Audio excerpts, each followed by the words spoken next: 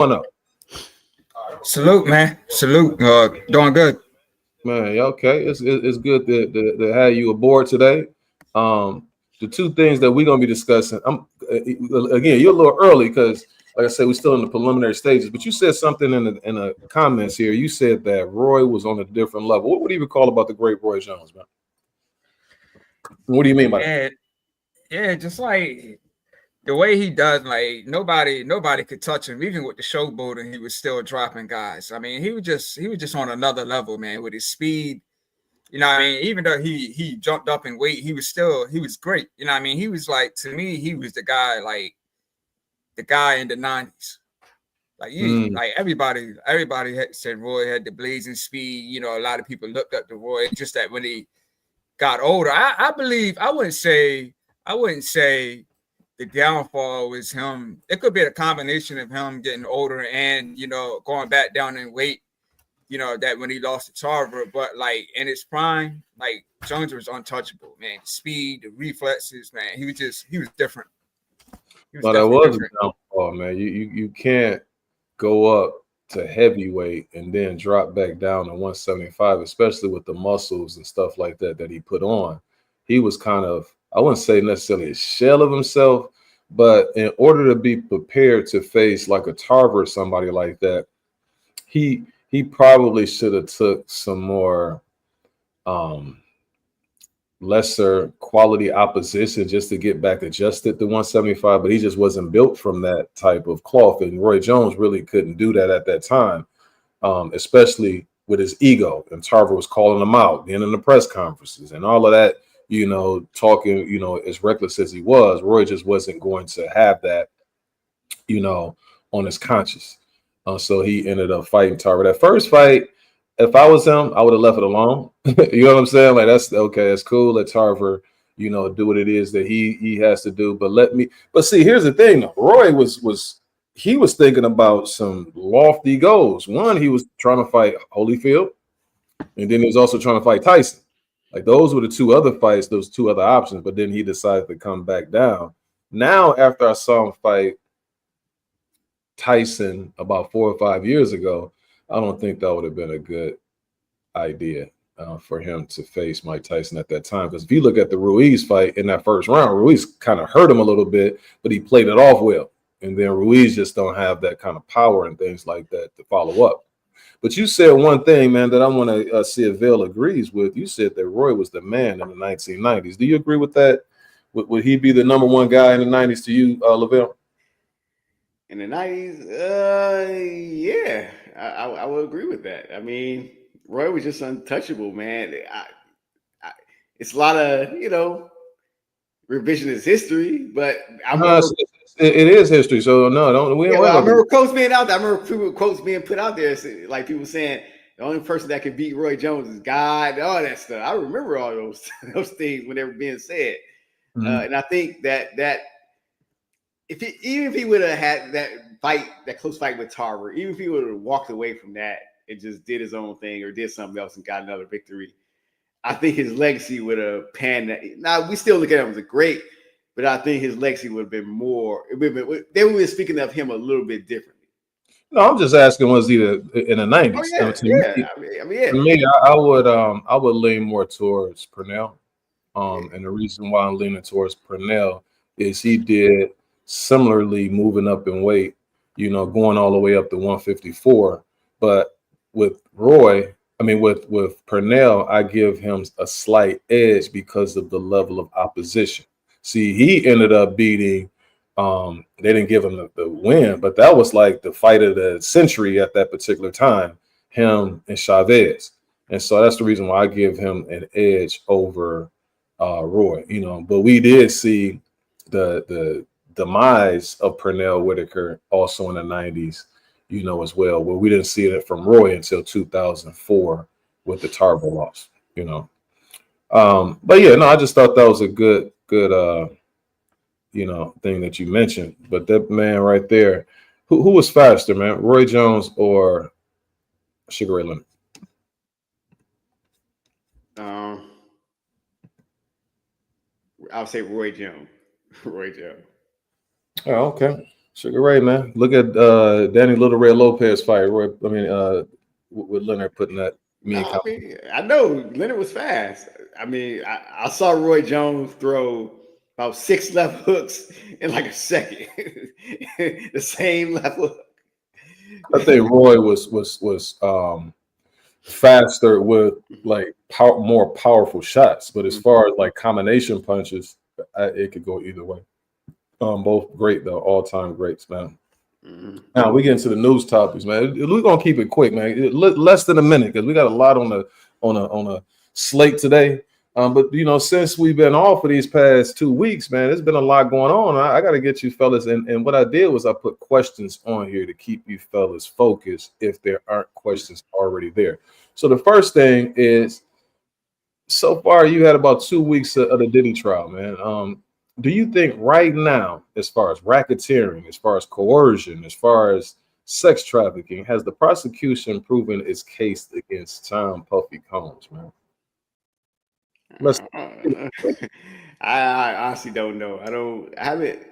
You haven't been keeping up. So, Ty, have you been keeping up? And what, based on what you observed, what do you think?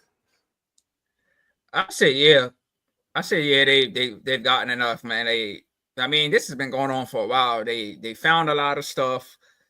You know what I mean? They went in his home. They found a lot of stuff. Yeah. So, yeah, I definitely think they have enough against him. And they've proven their case for sure.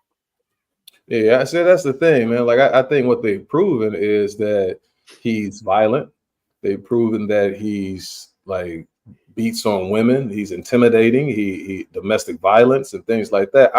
I'm not sure right now if the trial ended today. Not to say that they can't unveil more information, but right now I don't think they've proven those things. But they may be, you know, setting him up, showing a pattern of behavior, showing or just leading up to the evidence that's going to tie all of this evidence to those charges. But right now, I just don't see it. Like I said, I just want to keep it under less than a minute. But I think these things are elephants in the room, man. Like you can't really, you know, discuss things without bringing some of these topics up because a lot of people are talking about it. I was at my spot the past 2 days, and every time I'm sitting down, people ask me about this trial. So I just thought I'd throw that out there.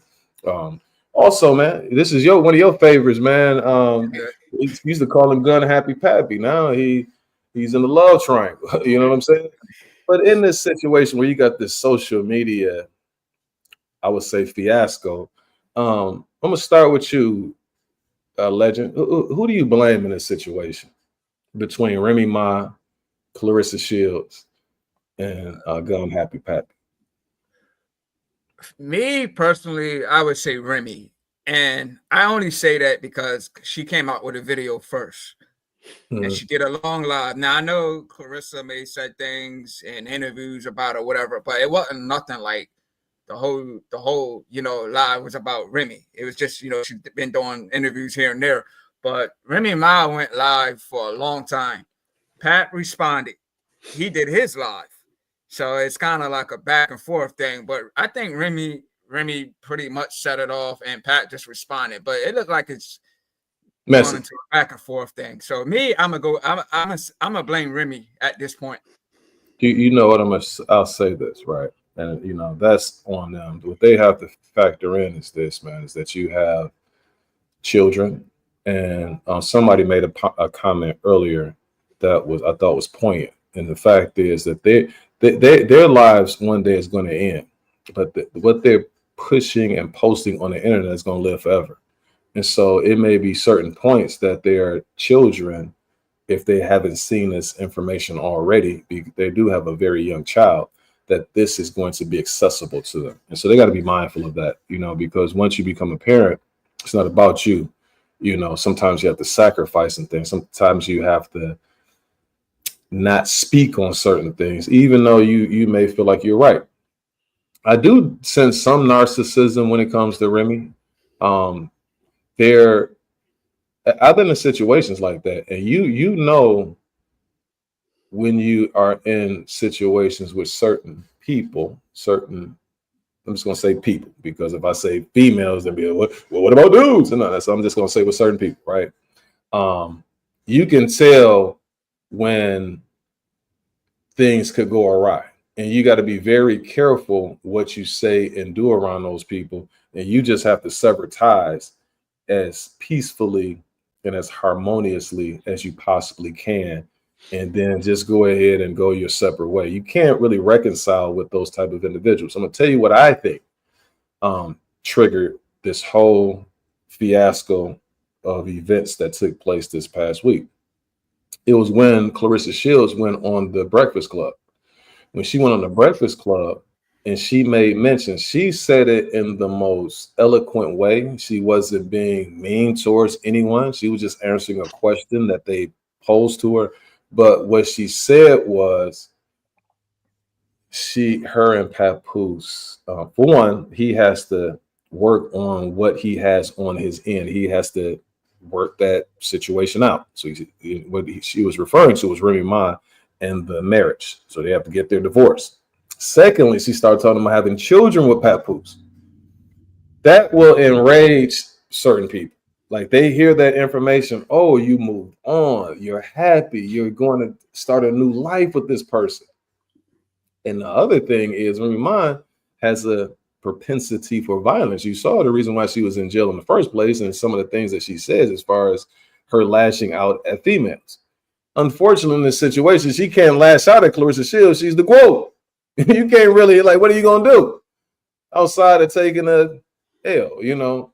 So some of those things, she's going to try to hurt Papoose as much as she possibly can. The things I've been hearing her say, they haven't really made sense. The biggest thing that she talks about is she called him Pawn Poose, as far as him pawning certain jewelry and things like that. He's not paying the bills. See, when you say stuff like this, and I'm gonna land my plane here. When you always alluding to material things, you're alluding to that's something that doesn't really hold any weight, especially when you have somebody who sacrificed so much to hold you down when you were in prison. So the monetary thing, you can't pay him back enough for what he did for you when you were in prison. One, but two, she said this. She said, I got tired of paying him a manager fee, 20%. Well, that money will stay in the household, wouldn't it, ma'am? As opposed to you getting somebody else to do it, you paying them 20%, and that's not staying in the household. So to me, it's just like a lot of delusion. But if I would have to point my finger, I would say Remy Ma. Bill, do you have anything you want to share as far as this topic? Man, I blame all of them, man. They all love social media. They all love attention, and they all love to get in front of the cameras and getting on the mic and all that stuff. So, I wouldn't say that. I wouldn't say that because you have somebody who that's like an easy way to say it, but we saw what was playing out, and you had one person who didn't say anything. Like he wasn't saying anything at all, but the reason why he was saying that he had to say something was because his daughter was involved in certain situations and he wanted to clear the air on that. But if you're going to, try to bring my character down, then let me go ahead and tell the truth about what's going on as well. So that's the reason why I say I can't just have a broad brush. It's like somebody who wants to fight since we're a boxing channel, you have somebody who wants to fight another person. The other person is finding every way not to fight the person, but you just say that, well, dang, I'm tired of both of them, man. They need to go ahead and fight. It's both of them fault. No, it's the person's fault who did the stuff that did not allow the fight to take place. And in this situation, I think Remy is the one who's stirring the pot when it comes to this fiasco. I think they both, not even Clarissa Shields, leave her out of it. I think Papoose and Remy, somebody said this, and I thought it was a good idea. Remy Ma, Papoose just need to do a rap battle live, go at it, and whoever win, and call it a day. That's it. It's over. No, he said that he writes 90% of the rap, sir. So we'll figure that. We'll find that out when they battle. Well, you can listen to her raps, and it's all paps. But anyway, let's go ahead and keep. She was when she was with the Terror Squad in 2000, 2001. Papoose wasn't around them like that. I think you need to follow the story, sir. Let's just go ahead and follow the story. Her biggest hits. I don't want to turn this into something that, like, some of these things are documented, and it's either yes or no if that's true. she hasn't came out and said that he didn't. You know what I mean? Based on what I've heard so far. But again, that's what he said, sir. So let's keep it moving.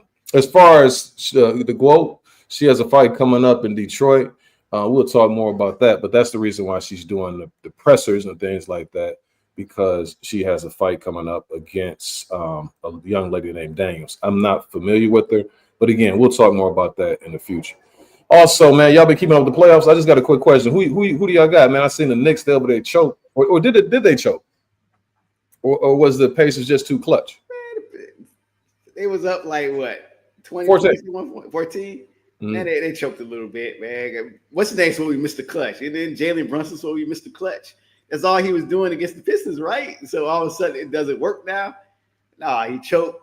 I'm rolling with Indiana, the Pacers. They're gonna. I'm not gonna say they're gonna win it, but I'm rooting for them to win it all. Okay. What about you, Ty? You got a dog in the fight, man? You got any teams that you support in the NBA Finals right now? Nah, I didn't catch you, so I can't speak on it. I appreciate you, sir. But yeah, they had a 14-point lead. But here's the thing with both of these teams: they both do the same thing as far as they catch their opponent. They did this against Cleveland, the Pacers I'm talking about, and then the Knicks, they've been doing this in their previous series. You mentioned Detroit, but they also had 2 games against the Celtics where the Celtics were up 20 points. And next, just like that, they catch up and they end up winning in the end.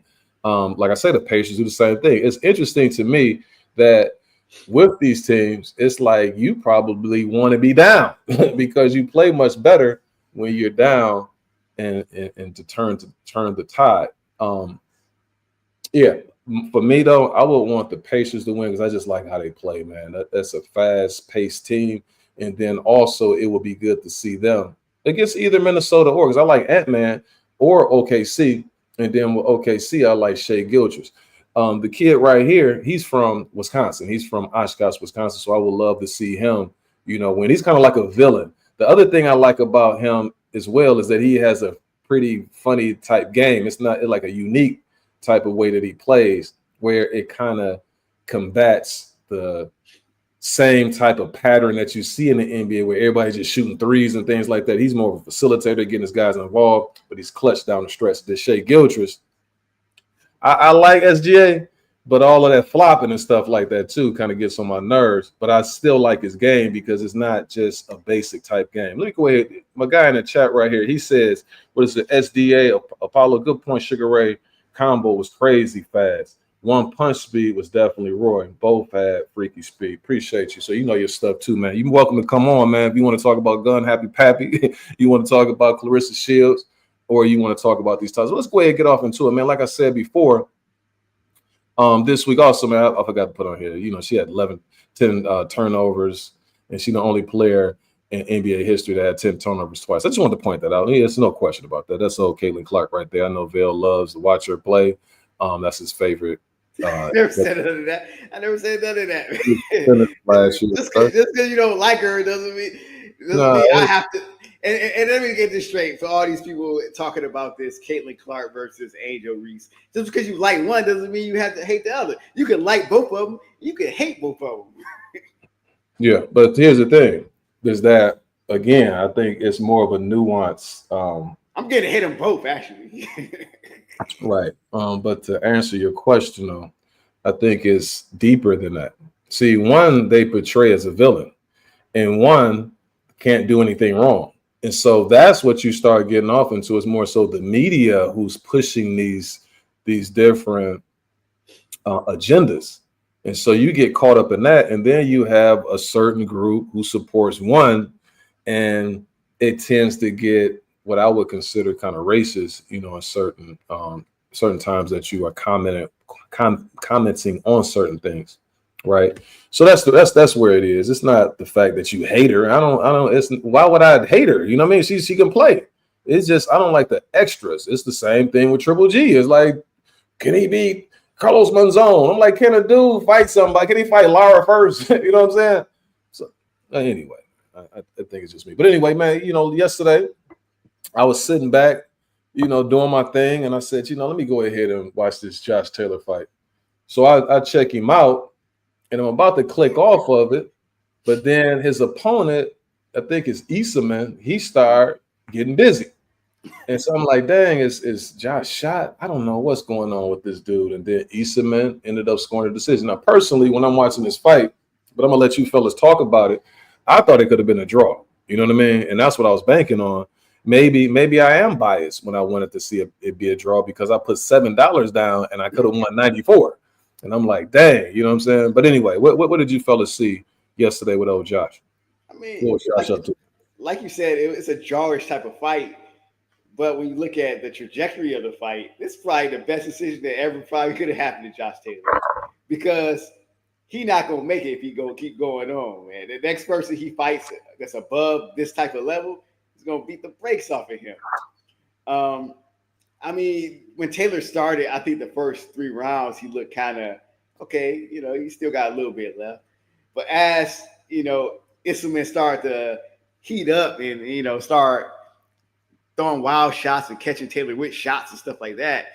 I saw Taylor get, even though it was rounds that Taylor was still winning, midway into the fight, Taylor seemed to get more uncomfortable with what was going on. Esselman, he kind of was warming up and feeling more comfortable. And I'm talking Taylor he had his moments where he was catching, because Esselman's kind of wild, and he was catching Esselman coming in with weird shots. I'm like, man, and it's somebody that hits a lot harder than Josh Taylor could put Esselman's lights out, even though Esselman does have a pretty tough chin up to this point.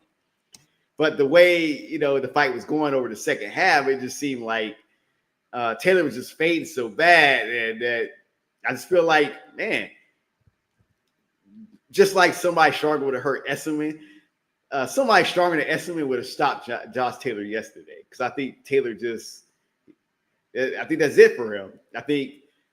I'll even say this in the rematch. I think Esselman could be a more definite victory over Josh Taylor if they fight again. All right. What about you, Ty? Did you check him out yesterday? Yeah, I just saw the highlights, but yeah, I agree with Val. I think that I don't know if it was an off night for Taylor or what. Yeah, it was definitely but I wasn't really too familiar with Esselman, but yeah, I mean he's somebody I'm definitely looking forward to watching more. But yeah, I think Josh Taylor might performance like that. He might want to hang it up after that. So no, Esselman is a domestic level type fighter, so that's what you're taking a look at to see if Josh, you bringing him back, he's moving up in weight. He's fighting a guy who has 22 victories with only 8 knockouts, but Esselman looked like a more powerful puncher than just the 8 KO suggested against Josh yesterday. Josh is just in a situation where his skills have diminished. And, with the level of talent that he has, I think he maximized the level of talent that he has. And also, Josh was known as somebody who likes to party. And so with that being said, it's hard, man. Like you can, once you do your body like that, especially like in a sport of boxing, it's very difficult to say, you know what, I'm going to clean myself up and let me go ahead and, recapture glory and things like that. You saw that happen with Figueroa. Remember, Figueroa was trying to clean himself up. I don't know if Josh, was to that extent as far as how he was partying. But again, that's just not a sport unless you're somebody who has some supreme special effects, power or fundamentals, or, he's just not that. He was always that type of guy, kind of gritty, overwhelms his opponent to a certain degree.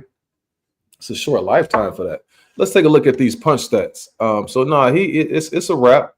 And, I wouldn't necessarily be excited about Esselman. He might get an opportunity to get another payday, but he's going to be fooled for some of those guys at 147. I would assume that he may get a fight like a Conor Benn or something like that, because Conor Benn can use that as a stepping stool because he beat the name Josh Taylor. Now I can fight him and then end up defeating him. But if you look at these punch stats, it's like what you fellas said, man. It started off where he was doing well. You see the first half of the fight, he's really, doing more. But when it came to like the second half of the fight, then that's when things kind of changed. But again, based on what I saw, I I thought that Taylor banked a lot of those early rounds.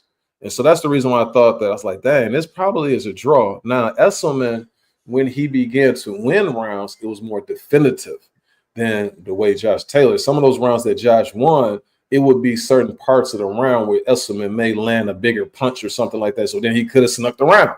But I thought being out there in Glasgow that he was going to get the benefit of the doubt. When I say that, I mean Josh Taylor. Total punches, it wasn't that big of a gap. Taylor was more accurate. He landed 15 less punches. Esselman was more. He threw more. And then as far as the power punches, you had Josh Taylor landing 117 at 43.5% rate to Esselman's 115 at 28%. And then also he was, like I say, just more active. Yeah, I think this might be the swan song for Taylor, his last hurrah. Maybe that's what they wanted to tell him with this decision, that go ahead and hang the gloves up, Josh, because we could give you a draw and then you end up coming back. But we don't want to see you back in the ring. You might end up getting hurt. Any last words on this right here, this fight? Nah. No. Hey, Will, what do you think is next for Josh Taylor? What should he do? Retire. That's it. That's it. Yeah. It's a wrap. Unless he just want to have like a very low level guy, as a last hurrah, in his hometown. He just want to go out with the win. I mean, you can do that, but don't sit up here and fight, because 147 pounds is just too much for him. You know what I'm saying? It's not even the greatest weight class, but right now, but it's top heavy. But some of them other dudes can bang, a lot more than Esselman. Son of Apollo says Taylor started well, but those punches at 147 affected him a lot. After round 6, he just wasn't physically strong enough to secure the win. He also was too aggressive and wasn't boxing smart. That's right. He wasn't boxing smart. And to me, like, a guy who impressed me in his last fight was Callum Smith, because he showed skill. And when he got tired, he was able to use his fundamental game in order to be victorious, where Josh just didn't have that at the higher weight. So we'll see what he decides to do. He was very disappointed. He thought that the decision should have went his way. But, it is what it is. It was what it wasn't. Also, yesterday, you had, I think his name is it Idama? I said Atama, but Atama. Just call him Moses. Yeah, Moses, but I think because the pronouncers were saying Idama. Okay. Yeah, that's what the announcers were saying. He had a menacing, crushing defeat over Balogun. What do you fellas think about Moses, his prospects? Is he going to be a champion? And what did you think about what you saw yesterday? Is he a problem for the heavyweight division? I think it's hard to tell, given the talent level that he's been fighting. And I mean, shout out to Balogun. He's from Upper Marlboro, Maryland, which is pretty local. And in the ring, he was trying to fight. Like, it wasn't like he just wasn't there to. It didn't seem like he was just there to get knocked out. But when you're walking in, throwing wild shots and missing, and walking into shots like he was against Atama, it's bound to happen. But I think it's kind of the talent level that I'm looking at. Now, I'll say some things I see in Atama that I think could serve him well in the heavyweight division is that, he's in shape. He's pretty fast, for a heavyweight. And he throws lots of punches. And he at least trying to be sharp. But the sharpness is hard to see it's hard to tell when you're fighting a level of a Balogun. We'll have to see what his real skill level is as he steps up in competition. To be honest, he should be fighting somebody like Richard Torres. Just put them in the ring together. You know what I'm saying? I know they're undefeated. They're filling each other up. But throw them in the ring, and whoever wins, that's the future. There you go. See, Motor Bell. what you're saying I wouldn't do it because you got two hot prospects that if you match them well, then yeah, I would put them together later on, because they're developing more and more fan bases. Where one, I mean, it would be good for them in terms of just figuring out whoever wins. Like you work on what it is, your deficiencies and things like that. You just start early. We can also have a rematch later on and things like that. But I think what will happen in this era that we're in is too much of a deterrent to have those guys who have, you know, legitimate fan bases right now and legitimate potential, you know, to be somebody who's a moneymaker. You know what I mean? Like, I think that fight is lucrative if they set it up the right way. As far as what they want for him next is they're eyeing somebody like a Wallen, a Otto Wallen, or a Jermaine Franklin fight. To me, that's a good stepping stone. That's a good next level to go to. Both of those guys are professional. They aren't the biggest punchers, but they're kind of like, to me, a fighter like, what's my guy out of Philadelphia? Tevin Farmer kind of type, you know, fighter that you have to go through in order to make it to that next level. So I like that. But what about you, Vil? Did you see Moses fight yesterday? And what do you think about the kid? They're acting like you're a young Mike Tyson. Yeah, I seen it.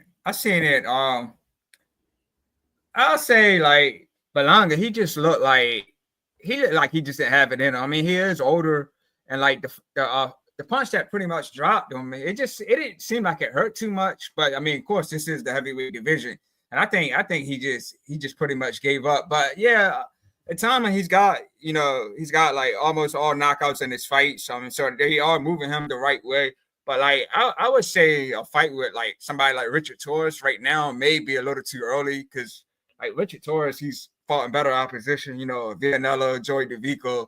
So I would have that fight down the road. But yeah, I think Otto Wallen or Jermaine Franklin is a good. I would put him in there with Jermaine Franklin. But I mean, yeah, he's definitely going in the right direction. I think he'll be a problem in the heavyweight division. But he seems more on the shorter side. So if he's 6'2". Okay. But if he fights somebody like we seen what happened with Richard Torres and Villanella, like when them shorter guys get in there with the taller guys, it seems like they have a hard time getting, you know, trying to cut the ring off, getting close. But I think that Jermaine Franklin would be a perfect fight, you know, for net. So, but I think he'd definitely be a good threat in the heavyweight division. But we got to see like who, you know, what he does with the higher opposition. So. Yeah, man, he's 20, man, or something like that. You gotta take your time, young man. You know, you ain't gotta rush. Don't you rush to get old. You know. So, with that being said, like I said, that would be a good next step. The Wallens or the Franklins. Yeah, I think we got. Is that Shelton down there? I can't really tell because I'm. Yeah, I think we got old Shelton in the building. There we go.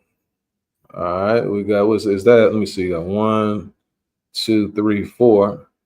So let me get started 5 up in this piece. Shelton, what's good? What's going on, fella? What's going on, youngsters? How y'all doing, man? What's happening with y'all, man? Ain't nothing to it, man. You know, just trying to catch back up in this boxing news. You been good?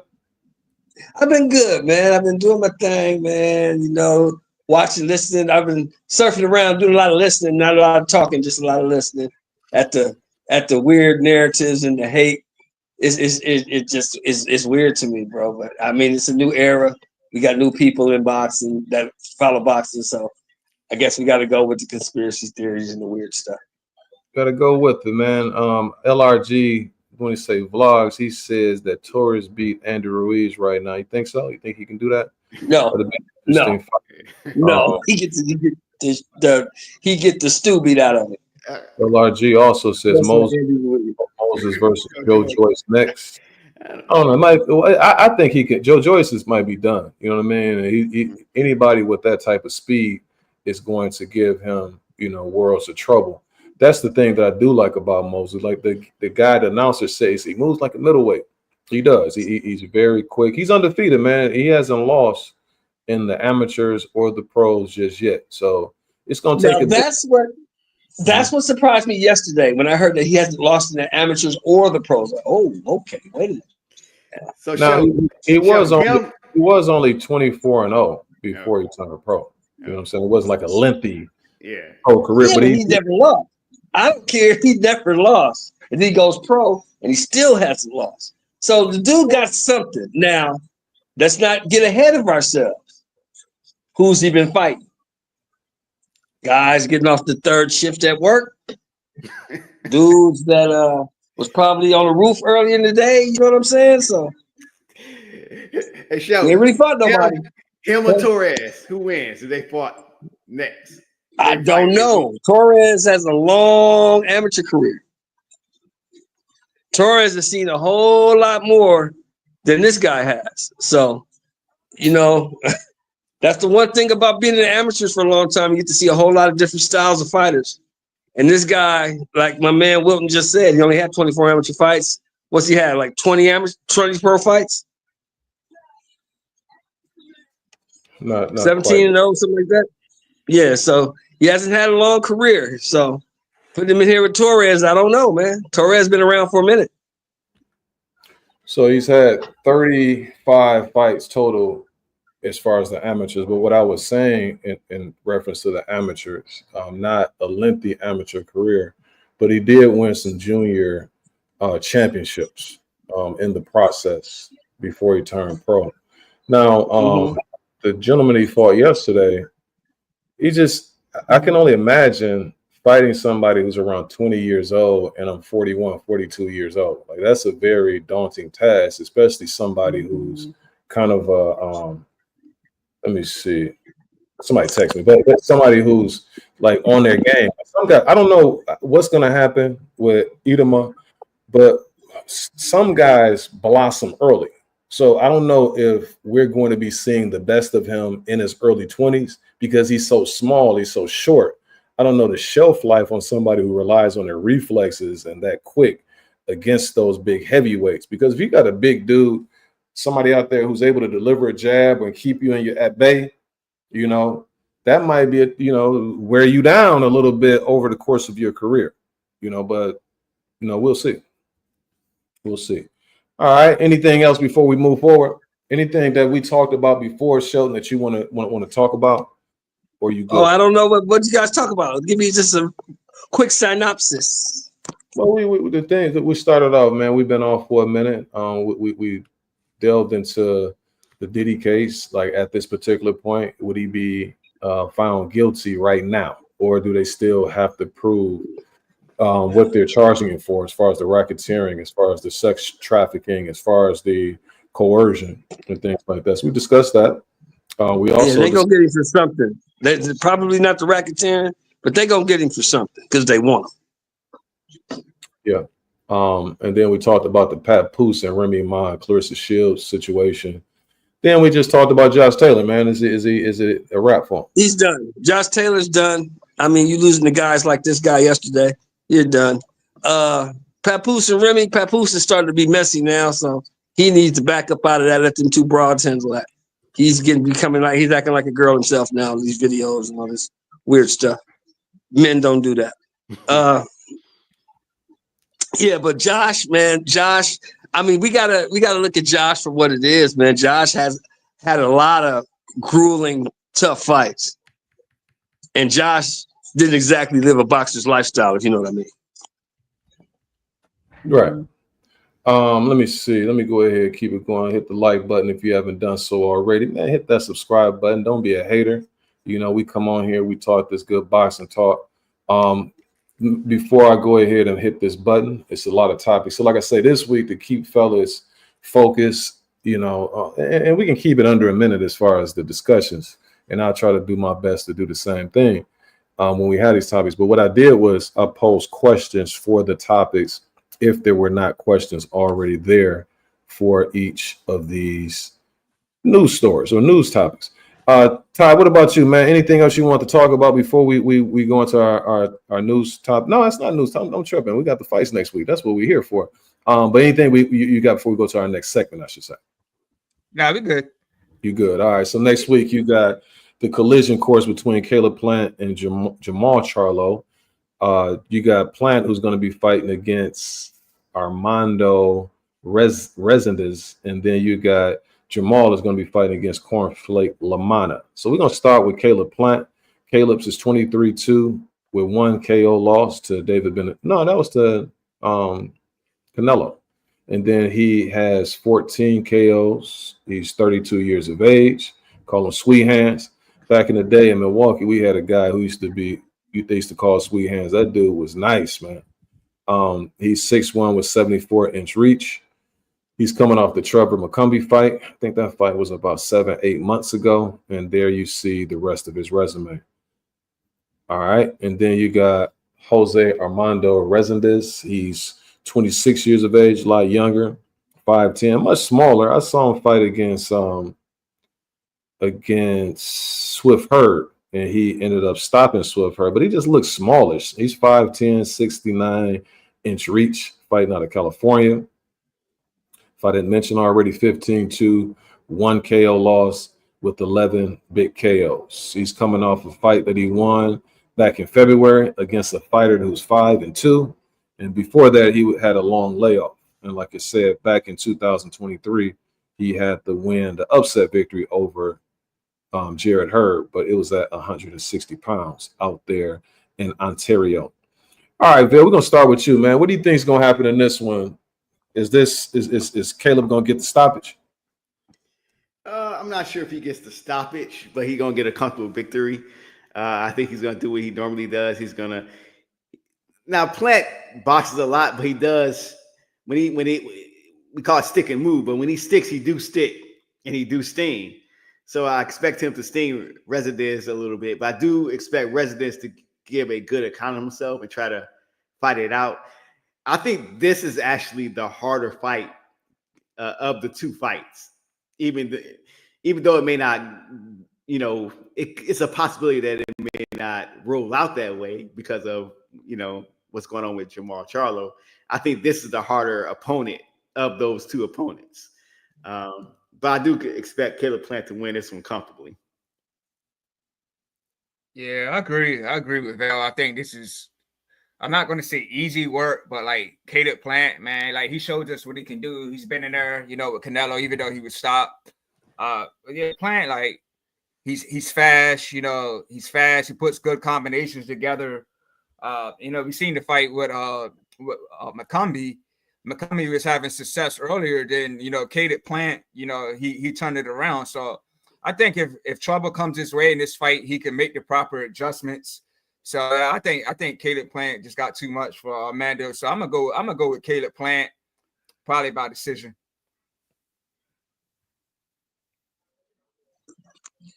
Caleb Plant gonna beat the sleeves off this dude. I saw this dude fight. He's not very good. Caleb gonna beat him. Might stop him by 8. I can see a stoppage possibly happening. I mean, he, Armando, he does got a lot of power, but yeah, I think Plant is just on another level. So I got Plant by decision. Yeah. Is that so? Let me ask you this, Ty, and no, not Ty, because Ty, you don't want. No. Bill, you said that this fight right here is the tougher fight. Do you fellas agree that Plant has the tougher fight than this over? Of course. Charlo's fighting Cornflake. Cornflake is trash. So that's a yes. What about you, Ty? Yeah, I'd say it being a tougher fight, but like we'll get to the Maul. The only thing is with Maul is just the inactivity and Cornflake having, a lot of fights prior to the loss against Lars. So like Plant is fighting the guy with power and Maul is fighting the guy who's been active. So I still think Plant has a tougher test. Yeah, I think it's about equal. Not based on the challenge. I think that Maul has been off for so long that's what's making it equal. Armando, he's just too small, and I'm not so certain about the power. And then the other thing too is when I'm looking at him fight against Hurd, he was taking some hellacious uppercuts that Hurd was throwing. And to me, Hurd isn't that like a fighter who has an offensive package. He just was a guy who was just too big for his opponents when he was fighting at 154. But he showed me something in certain points against Armando that I just think that Plant is going to set him up. I always listen to guys who train against Plant, and they always talk about how he's more powerful. He has more power than you think he has. And I think that you're going to see the grave digger shovel that he tends to do after he gets an impressive knockout. I would say probably like 5-6 rounds. I got Caleb Plant winning this one. I'm going to go into the chat because I see my guy here, Adam. He says, I'm anxious to see that fight. And then he says that if Plant and Charlo win, let's go Jermall and Plant. We're going to talk about that. Jermall, and then he says, these guys with records like that tend to be good. It's meant to be a warm-up fight, I believe, but it's not an easy fight, okay? And that's where we differ, right? I think it's going to be hella easy, and we're going to set up that fight between the two rivals, right? All right, so next up, you got Jermall Charlo. He's fighting against Cornflake Lamana, and Jermall is 33-0 with 22 KOs. I think he's 33, 6'1" with 73-inch reach. He's the bigger Charlo. Coming off Jose Benavidez fight, but that was almost a year and a half, 2 years ago. You got Cornflake Thomas Lamana. He's 39-5 with 3 KO losses, 1 draw, 18 KOs, 6'1", 74-inch reach, 33 years of age. And he had a fight in, what is that? March against Alejandro Lopez. Cornflake was up in there getting busy, won a second round KO victory, and then he also beat Juan Carlos Abreu back in June of 2024. What do you think, Vil? Talk to me, man. What's going to happen in this? I think Jermall Charlo should beat up Cornflake. And that's hard to say because of inactivity, and you got the question where Charlo's mind is at. However, I don't think Charlo needs to be 100%. He don't have to use his skill or be 100% to beat Cornflake. I think a 60% Charlo will beat Cornflake. Now, if he falls below that and it's like 40 or 30%, he just showing up. That's where the danger is. And with Jermall Charlo, it's hard. Just listen to his interviews. You don't really know. But I think this fight is actually it's a good thing and it's kind of a bad thing. And I say that because this is a great fight for Charlo right now as a person that's been inactive and needs to get back on his feet and get back in the fold and keep getting, get some victories behind him and get that confidence up and work on some stuff. But this is a horrible fight to prepare him for a Caleb Plant. I mean, you beat a Lamana, that don't prepare you for a Caleb Plant. It just keeps you active. And it's funny because I don't think Cornflake is going to win this fight, but if he does, I think that'll even be a funnier fight between him and Plant. I remember that exchange.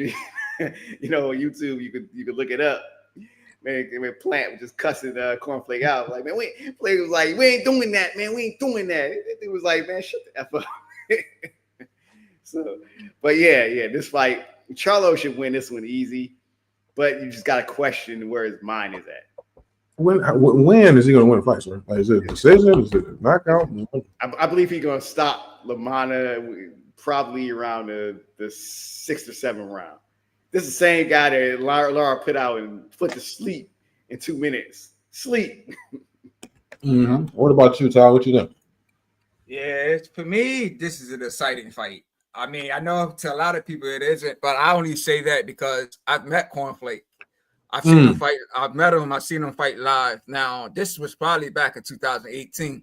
So, right. But to me, he was very skilled from what I've seen. You saw it was what was it? You don't look like that on when you look at the tape. You don't really look like that.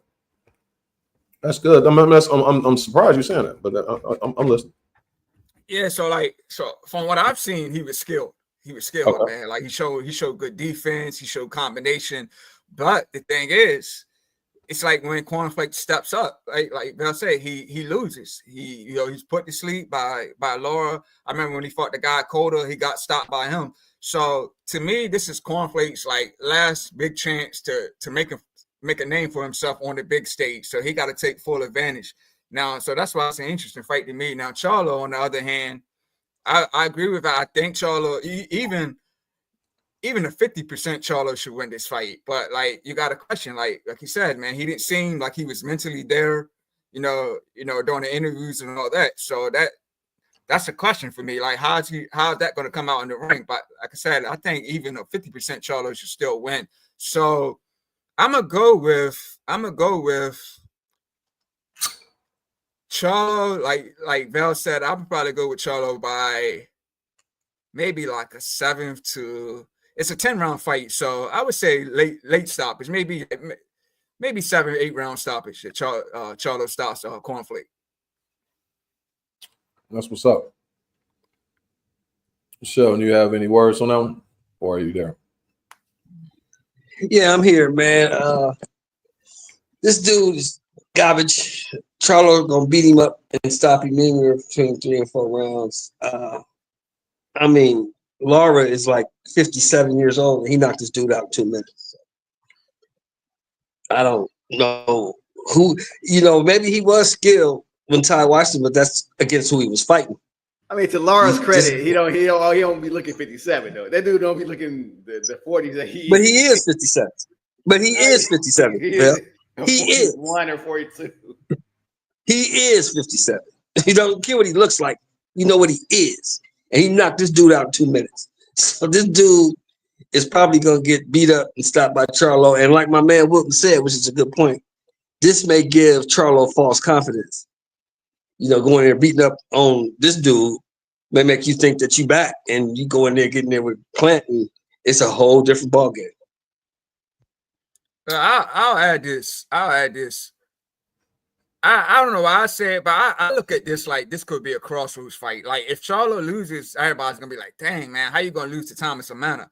And then Amana, on the other hand, like I said, he came up short when he's fought on the big stage. So it's like for Lamana, it's like, man, you got to win this. Like you've already been stopped being on the big stage. Like this is your opportunity. And with Charlo, like the inactivity, his mindset. So it's to me, this could be like a crossroads fight for both.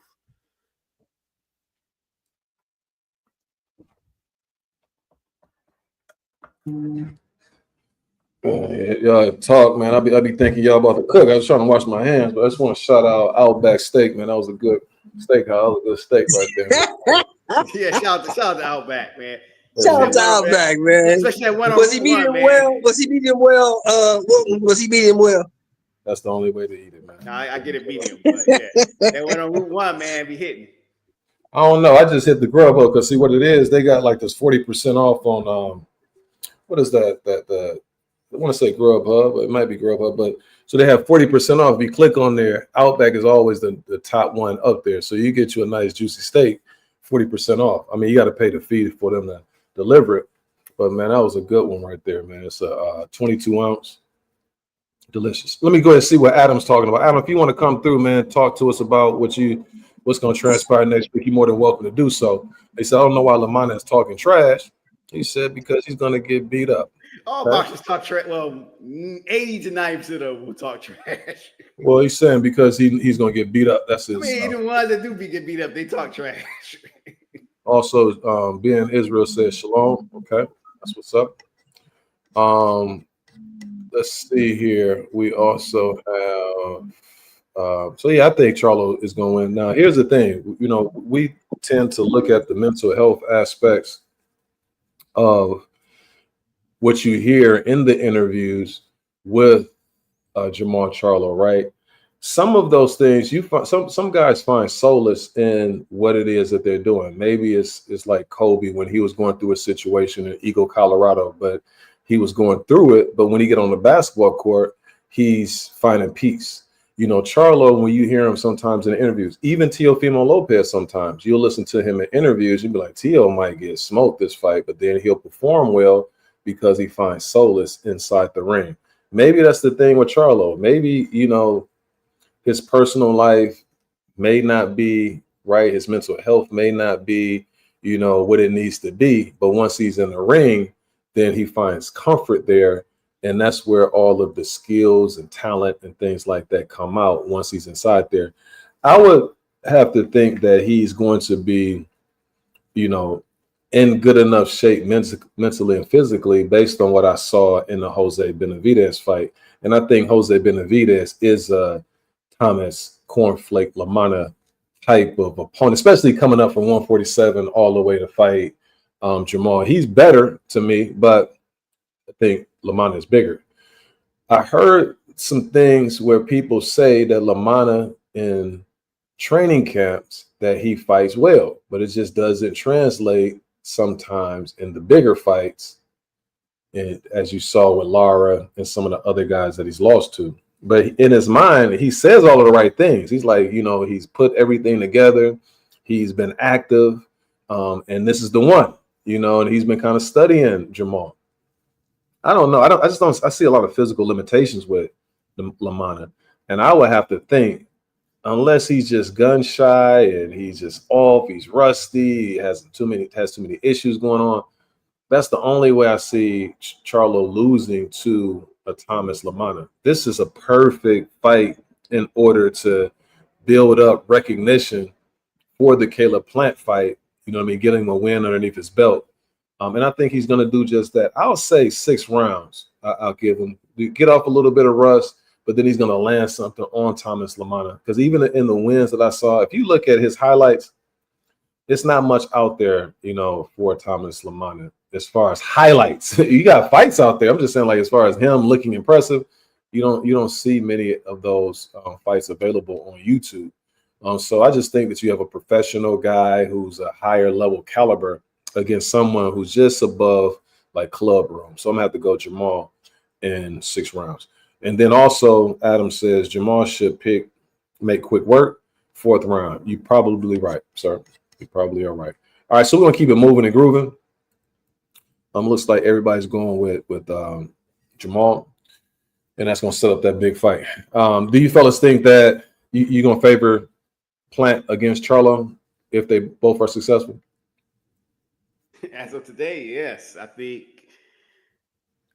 like I said, I mean, when you think about this fight when it should have happened, I probably would have favored Jermall, but so much has happened since we used to talk about those fights about 4 years ago. And like I said earlier, if you're coming off inactivity, I think Lamana is not a good fight to even prepare you style wise for a Caleb Plant. I mean, you can use Cornflake for another fight at 168, but not that one. He's been off almost a long time though, so it's like you run a risk of blowing the bag if you try to put him in there with somebody like in preparation for Plant. Then it's like you kind of derail everything. I think when you look at your options here, it's like, do I put him in here with a soft touch to get him the rust off and then just prepare for Caleb? Because it's not like PBC is just putting on a whole bunch of different events. It's like you got these 2 fights, that's it. And so I got one where I'm just getting the rust off and then going to a Plant fight. The second option would be put him in there with a legitimate 168-pound guy, McCumbee or somebody like that. The next thing you know, he's damaged goods. Even if he wins going into the Plant fight, at least he'll have some type of confidence, whether it's legitimate or it's false bravado, but he'll still get the Caleb Plant fight. So I think that's what they're looking at as far as his handlers are concerned. What about you? But I don't think he needs that per se. I think he just needs somebody that boxes and sticks and moves just like Caleb Plant does. They don't have to be the same size, but you fighting you're fighting somebody that's going to go to the body and brawl to prepare you for a Caleb Plant. And I think style wise, it's just off. Well, give us some choices. Who? Yeah, who's the guy he fought in Texas? That guy that he went 12 rounds with. You remember that guy? Wilton? It's which one you talking about? When he had the Mercer? Charlo. What's his name? Yeah, Not that dude. The other dude. It's another dude, a Spanish guy. He went 12 hard rounds with this guy. That's what I'm saying. He has a tendency to do that. Yeah, and I'm saying, you know, I was saying that to say I've never picked Charlo against Plant ever. I thought when he moved up to 68, Plant would beat him up. So I've never had Plant against Charlo. Has never impressed me. Charlo fought Brandon and Cannon Adams. Yeah. I've never been impressed with Charlo. But the thing is that when he fought Montiel, even though it was a wide victory, Montiel was cracked. Yeah, but Montiel was trash. Garbaggio. He should have got rid of Montiel. He went 12 hard rounds with that dude. That dude had a bum leg. And he went 12 hard rounds with that dude. He fought Brandon the Cannon Adams, man. I mean, this guy, he beat K9 Bunches. K9 Bunches was 42 years old when he beat him. Come on, this dude, man. I don't know what people saw in Big Mom. I never saw it. Jermall was the better fighter to me. Jermall actually fought guys in their prime, in his division. This dude was the champion at 160 for 5 years and never even faced another top 10 guy or champion in his division. What has he done? Can you tell me what has he done? I just know the fight with who was it? The guy out of Philly, J-Rock, but that was a long time ago. But that to me, that was like an awesome KO. He timed it perfect. Like that Maul was vicious, man. That Maul was vicious. Wasn't that 10 years ago, bro? Bro, wasn't that 10 years ago? I know. No, he's just saying that those people who you know, think highly of him, they think back to him at his peak.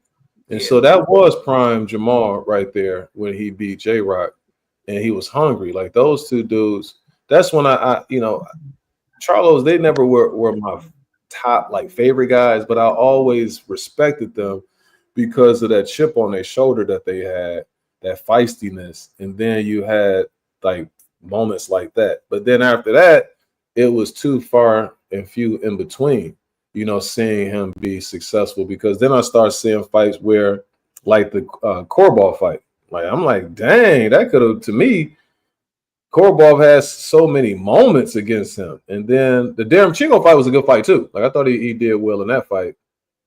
I thought that was impressive. But then he had the lulls with the Montiel. Montiel was cracking that dude, man. It was a couple times I'm like, dang, is he hurting him? But he was doing enough where the decision was wide, but it still was a fight that wasn't one that you would be impressed with when it came to old Maul. But anyway, we'll see what happens, man. Hopefully both guys come out unscathed and we can go ahead and get that fight, you know, in the near future between those two. All right, as far as the boxing news, like I said, I put on here, it's going to be questions, man. Let's try to get through this, and again, a minute or less. No question is a bad question, because I'm a person who's not an enemy of questions, man. I think that's how you solve things. That's how you give different perspectives, you know. And you know what I always think about? When did it come a point in people's lives where they stop asking questions? You know what I'm saying? Because they said it's an enemy of like there's enemies of questions. Like people think that they know too much. People are scared to ask questions because, you know, the average kid around 2, 3, 4 years old, they asked about 300 questions a day. You know what I'm saying? When do it get to a point where you get afraid or you stop asking questions and you just like think you know so much? Anybody have any idea?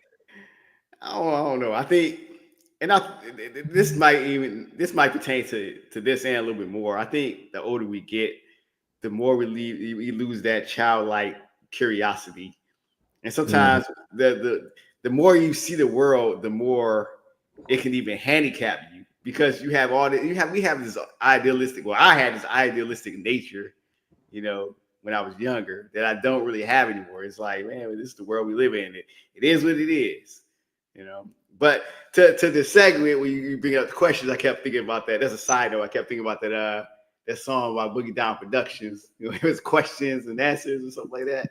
That song played through my head all the time. But that's a whole nother hip hop thing. I learned that you stop asking questions when you get half your face slapped off and your mama say, stop asking all them stupid ass questions. Well, then that's fear. See, that's one of the enemies of questions. It would be fear. Also, you have hubris. Like some people just think that they just know it all. And then time. Like sometimes you just don't have time to really delve into it. But I got time today, cuz. You understand what I'm saying? So let's go ahead and get off into these questions. I like that, Wilton. Now, first and foremost, Manny Pacquiao is set to make a return. He's going to face Mario Barrios for the WBC Why? July 19th, 3 days after my birthday. So the question is this, and we're going to keep the same order, and then we could go a minute or less. Bill, what's the percentage chance do you give Manny to upset Mario, and why? I'll say 25%.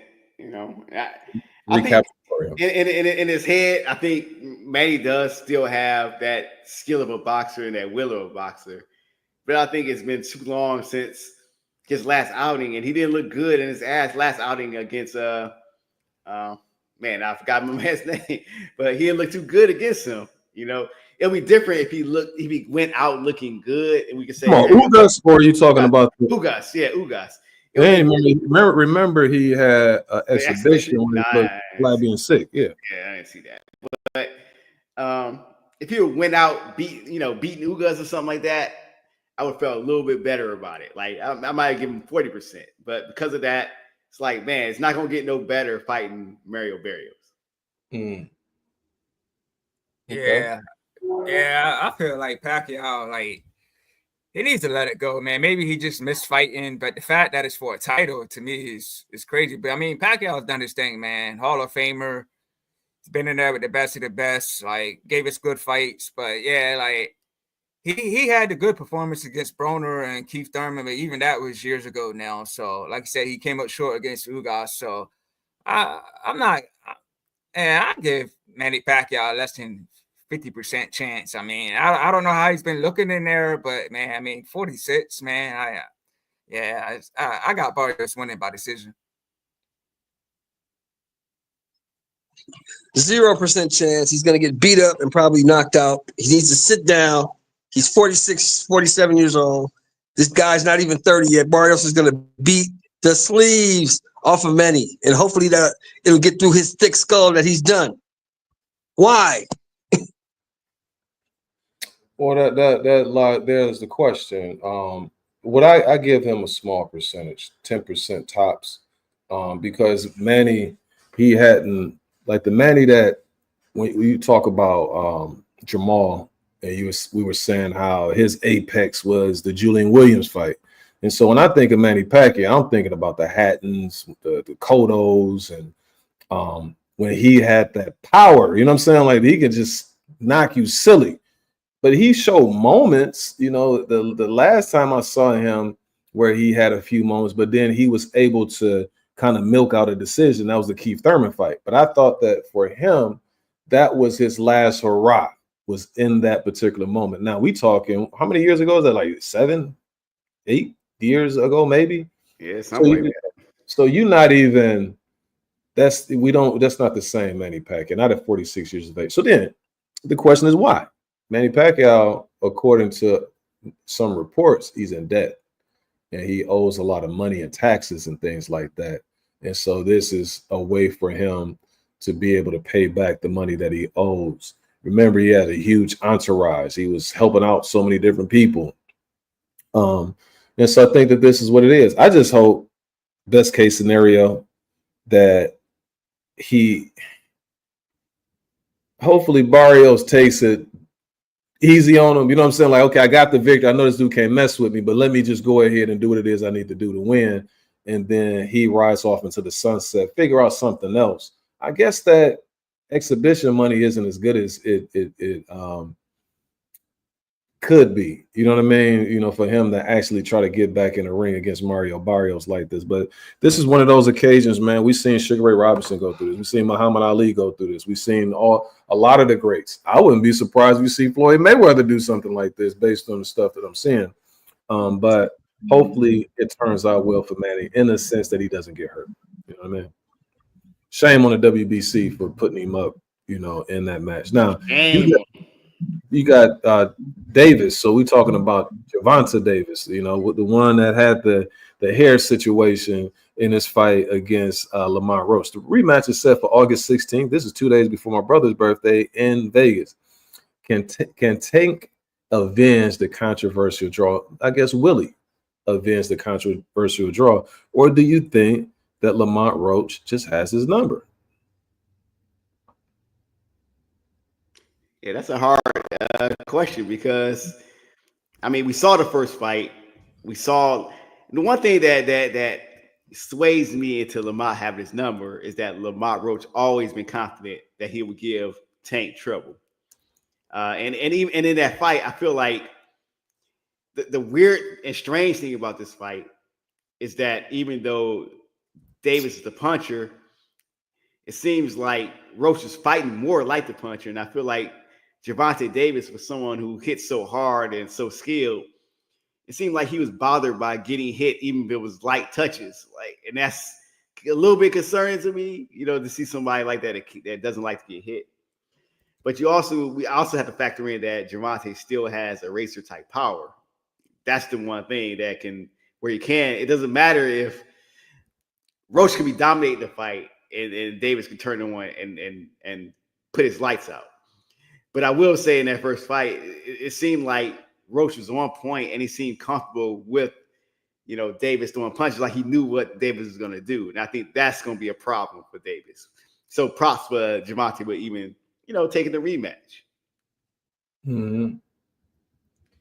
Yeah, for me, it's tricky, man. Like both of these guys, you know, they're very familiar with each other.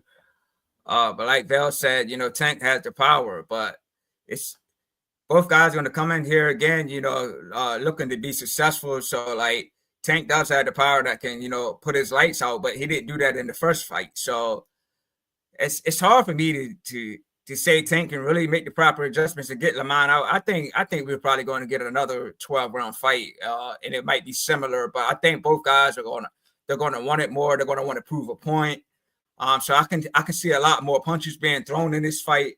But I think it will go to decision again. But this is a tough one for me to choose, man. So I hate to say it, but I might go with Lamont Roach by decision. Are you going against your Maryland? Yeah, I was impressed with Roach, man. So I'm gonna just go with Roach by decision. Wilton, you there, brother? Yeah. Can I ask you a question, sir? Yeah. When is the last, besides the Lamont Roach fight, when's the last time you seen Tank Davis pushed or tested? Well, I seen him tested like in Barrios, so I seen him tested with Pitbull. I seen him tested with Santa Cruz, you know, in certain moments. He looked frustrated to a certain degree, but not like that. No. Yeah, that's what I'm saying. So with Santa Cruz, he was more frustrated than anything because Santa Cruz wasn't really hurting him. You know, he was getting off on him, but he wasn't hurting him. Now, Barrios was probably scared him a little bit, we pushed him a little bit, but he eventually figured that out. He had a hurt hand against Pitbull, but Pitbull was trash, and we all knew it. So there's nothing he just waltzed away with the victory on that one. But Lamont Roach actually pushed him, tested him, made him take a knee. I think Lamont Roach has his number because I don't think that Tank Davis is as mentally strong as people think he is, and he gets frustrated and he'll quit on you. I think he's a quitter. So I'm going to go with Lamont Roach. I'm going to go with Lamont Roach, and I'm going to go with Lamont Roach by TKO, maybe late TKO, because I think Lamont Roach is going to go for everything. Because this guy is not what they think he is. I'm sorry. He's not what they think he is. Yeah, I can see that. It's just, I would lean towards it because I would lean towards a Lamont Roach victory because you have some guys who are if you have the prerequisite skills in order to compete. There's a lot of guys that can compete with Tank, but I think that they have certain flaws that Tank already knew going into the fight that he can exploit. This is one guy, he may not be as talented as some of those other guys, but he has that grit. He has that the right mentality that he's a competitor. And there's certain little things that he does that he knows and Tank knows based on their experience with one another, body rhythms and things like that, that it just frustrates and Tank just can't get off on him like he wants to without some type of get back from Lamont. So Tank may come in there throwing a shot, but when he's throwing his shot, Lamont might be punching right with him. And so he can't really put as much power on his shots as he wants to because he doesn't want to get hit with that return fire.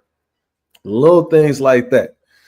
Sometimes you just have guys who just know you. You know, they know everything about you. They know how, like, the quick twitch muscles that you have. They know when to dance with you. It's like your dance partner. They just know every little thing. And I think that Lamont is one of those guys. There's a couple of things here before I land my plane that I want to say.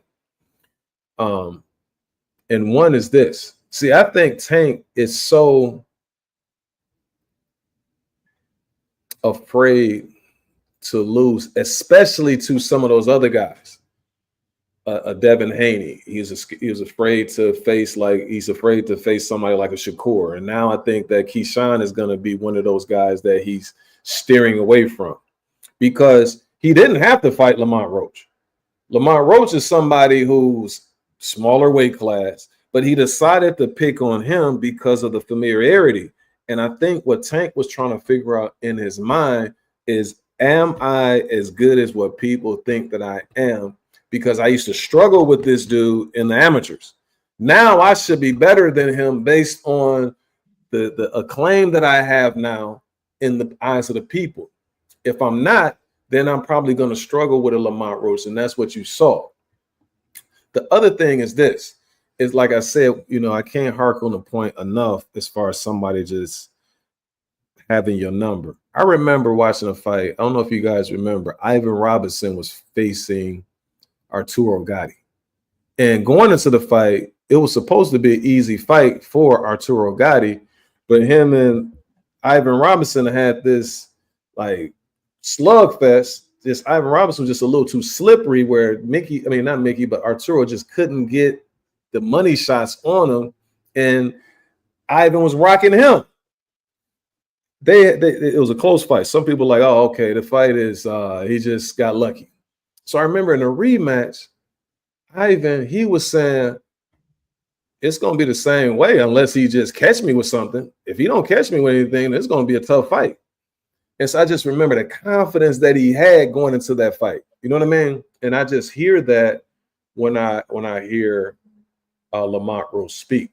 He's never, ever like showing any concern for Tank Davis. Where on the other side, I see more, not necessarily Tank being concerned, but just some of the things that he's doing with his trainers, and he's training over here now. He's doing this, he's doing that.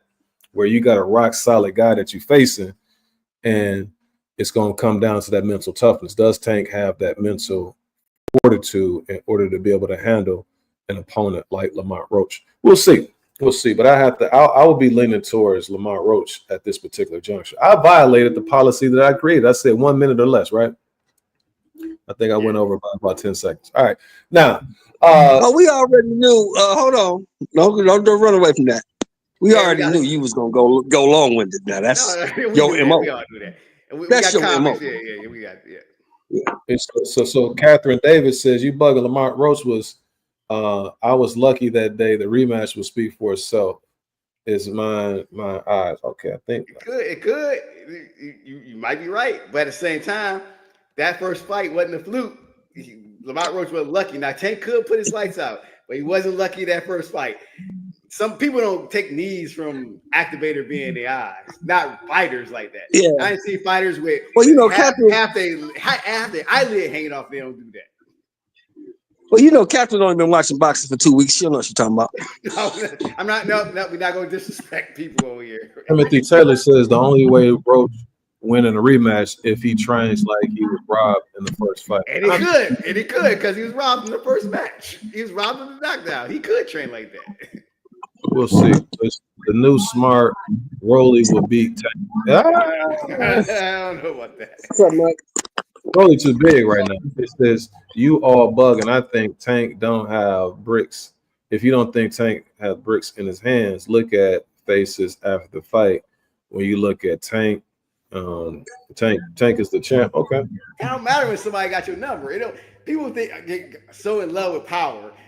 I remember Lamont didn't take no knee, Catherine. Yeah, Lamont didn't take no knee, Catherine. I remember 1996, and everybody thought that Mike Tyson was going to kill Evander Holyfield because he had too much power. What happened? You know what I'm saying? Power is only relevant if you can land the right shot. If the person can't take your power, if the person can take your power, and I'll even look at all our prior podcasts.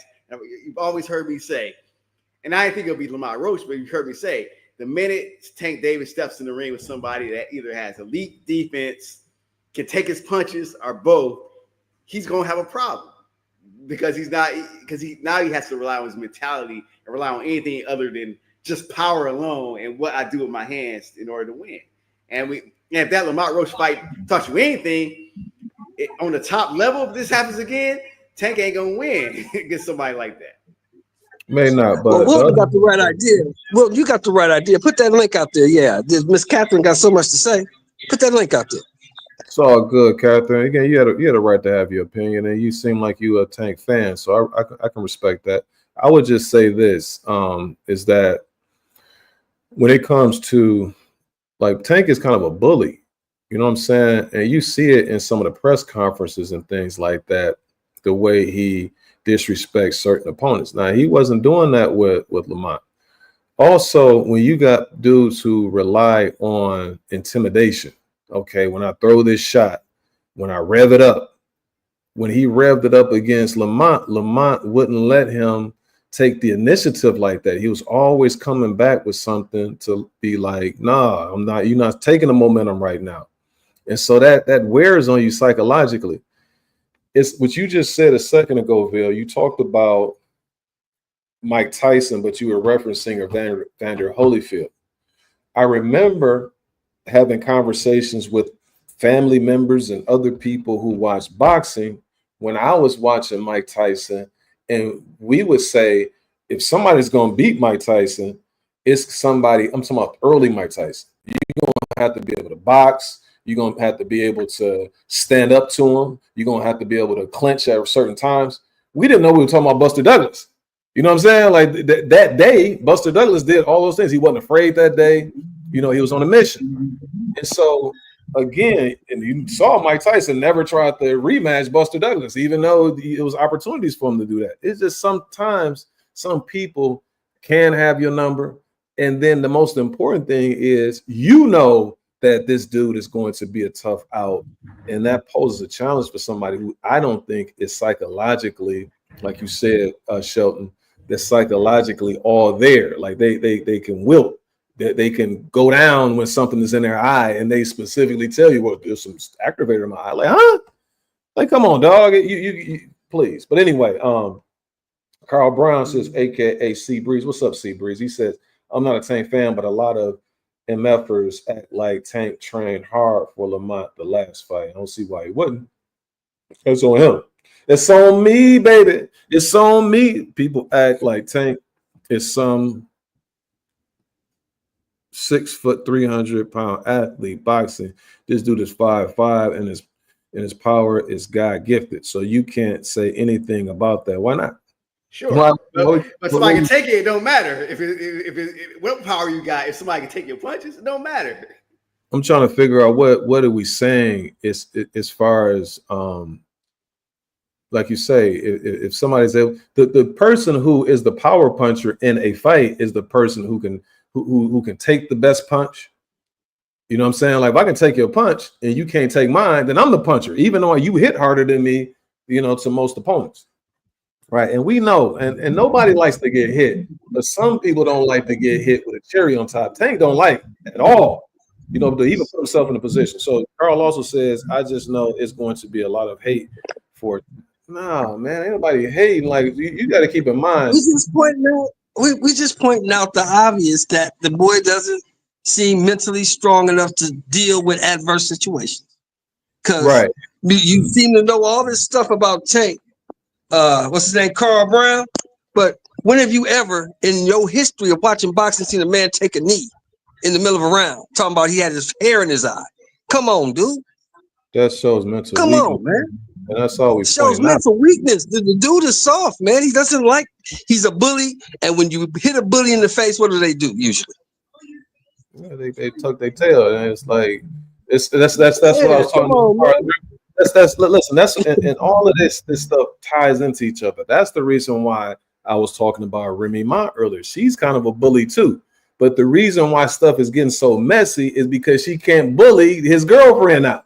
So she got to take another route. That's the reason why all this stuff is coming out. If she could like torture the girl and bully her, then she would be doing that.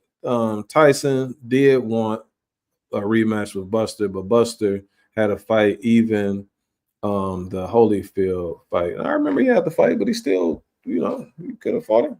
They had longer careers afterwards. But anyway, that's neither here nor there. Let's go ahead. I'm gonna stick to 30 seconds on mine. Ben, so that we trying to get caught up on all of the news stories. So Connor Ben call out Shakur.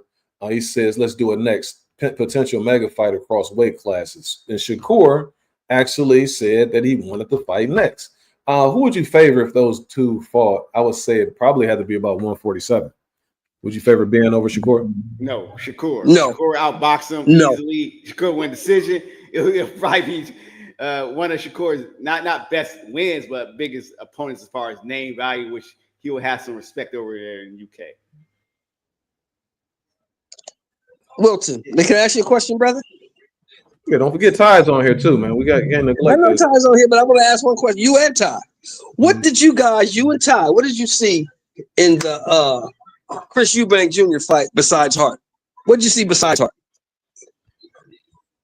But with Ben or with Conor Ben? Not much. Whole lot of heart. Throw some hard punches. Not much else.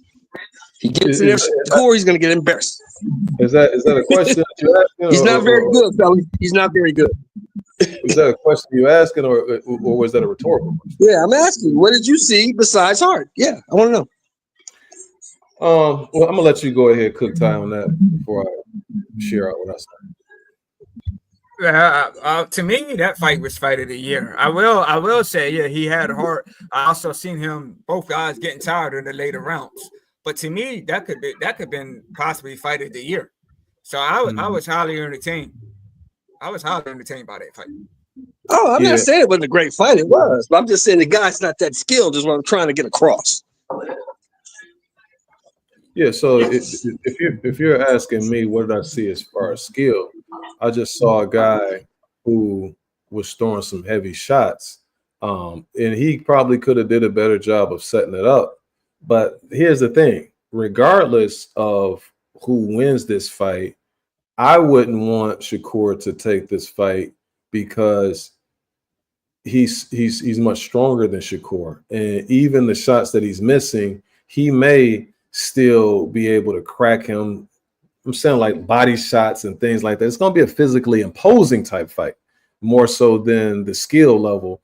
Shakur, the best case scenario for Ben is that those brittle hands, end up not being able to make it through the whole fight. But outside of that, he should beat Conor Ben because it's a skill gap there.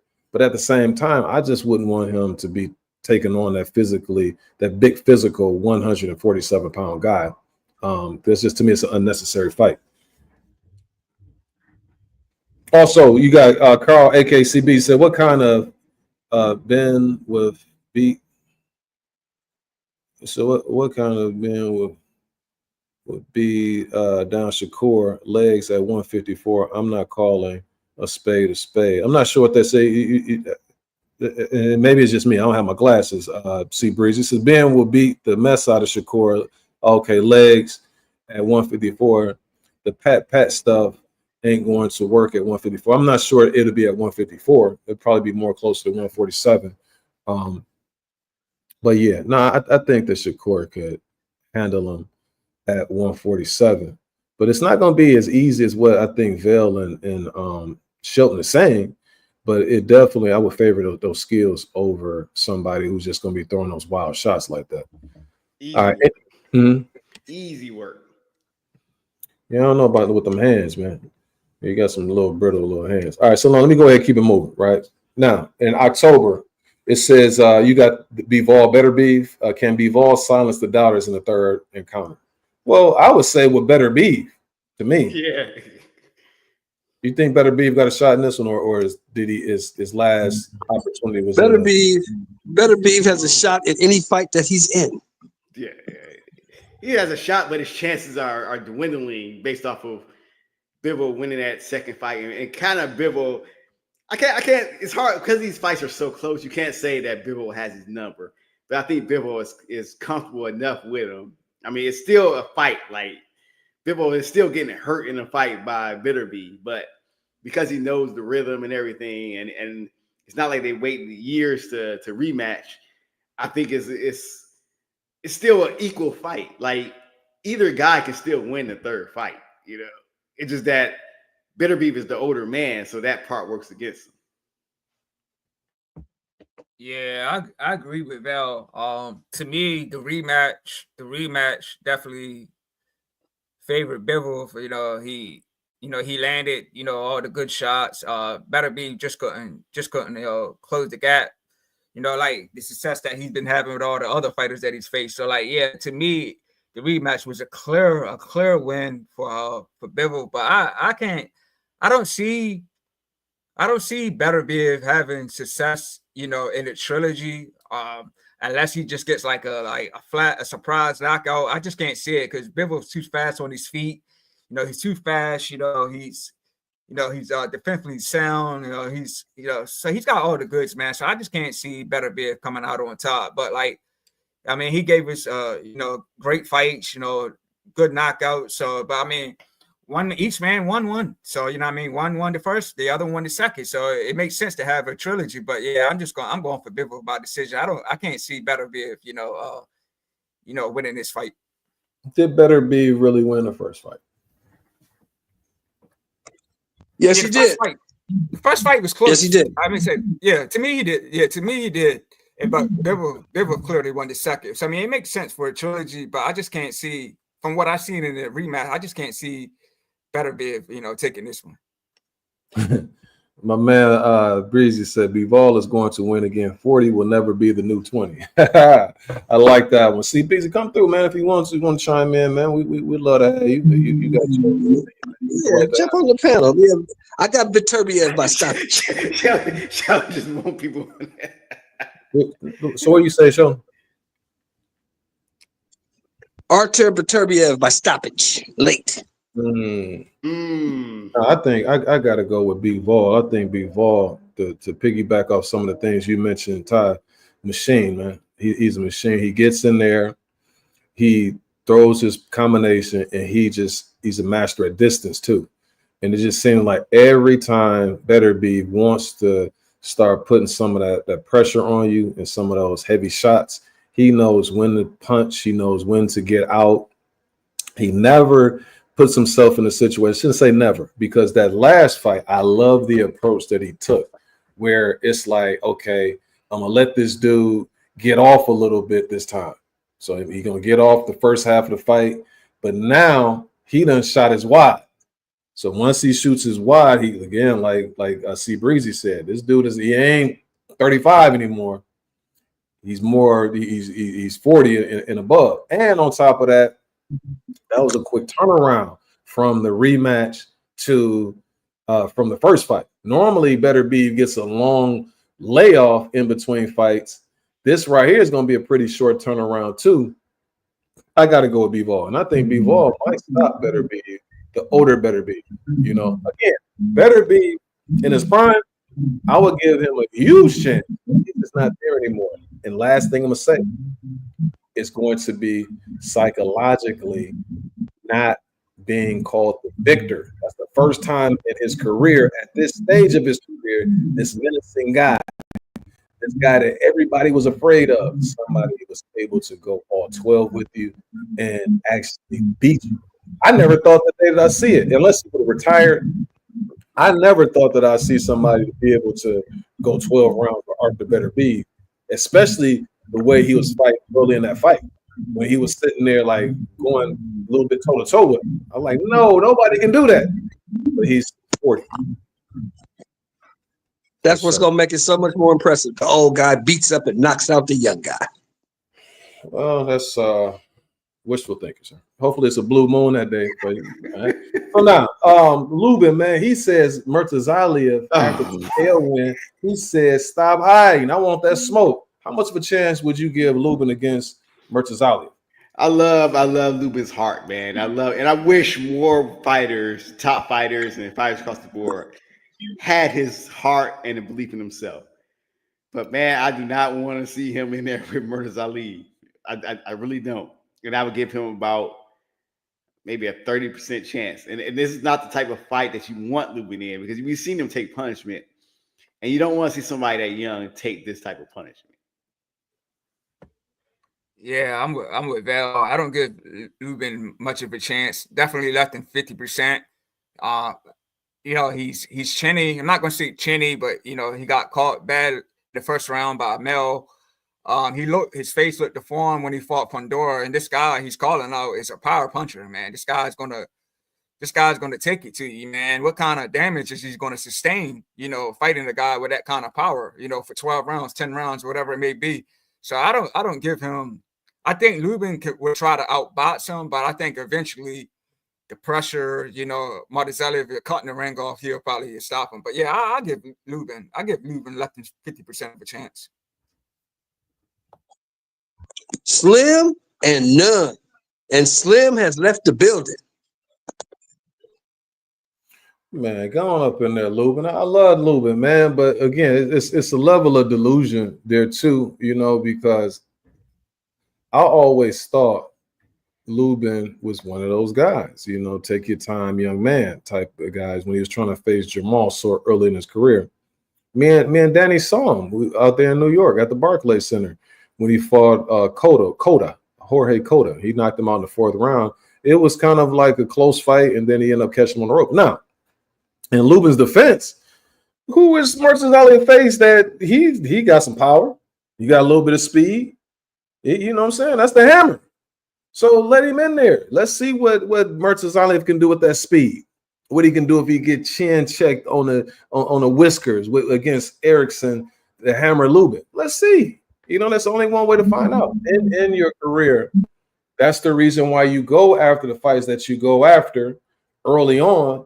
You may have a couple losses. You know, sometimes the best loss is a win.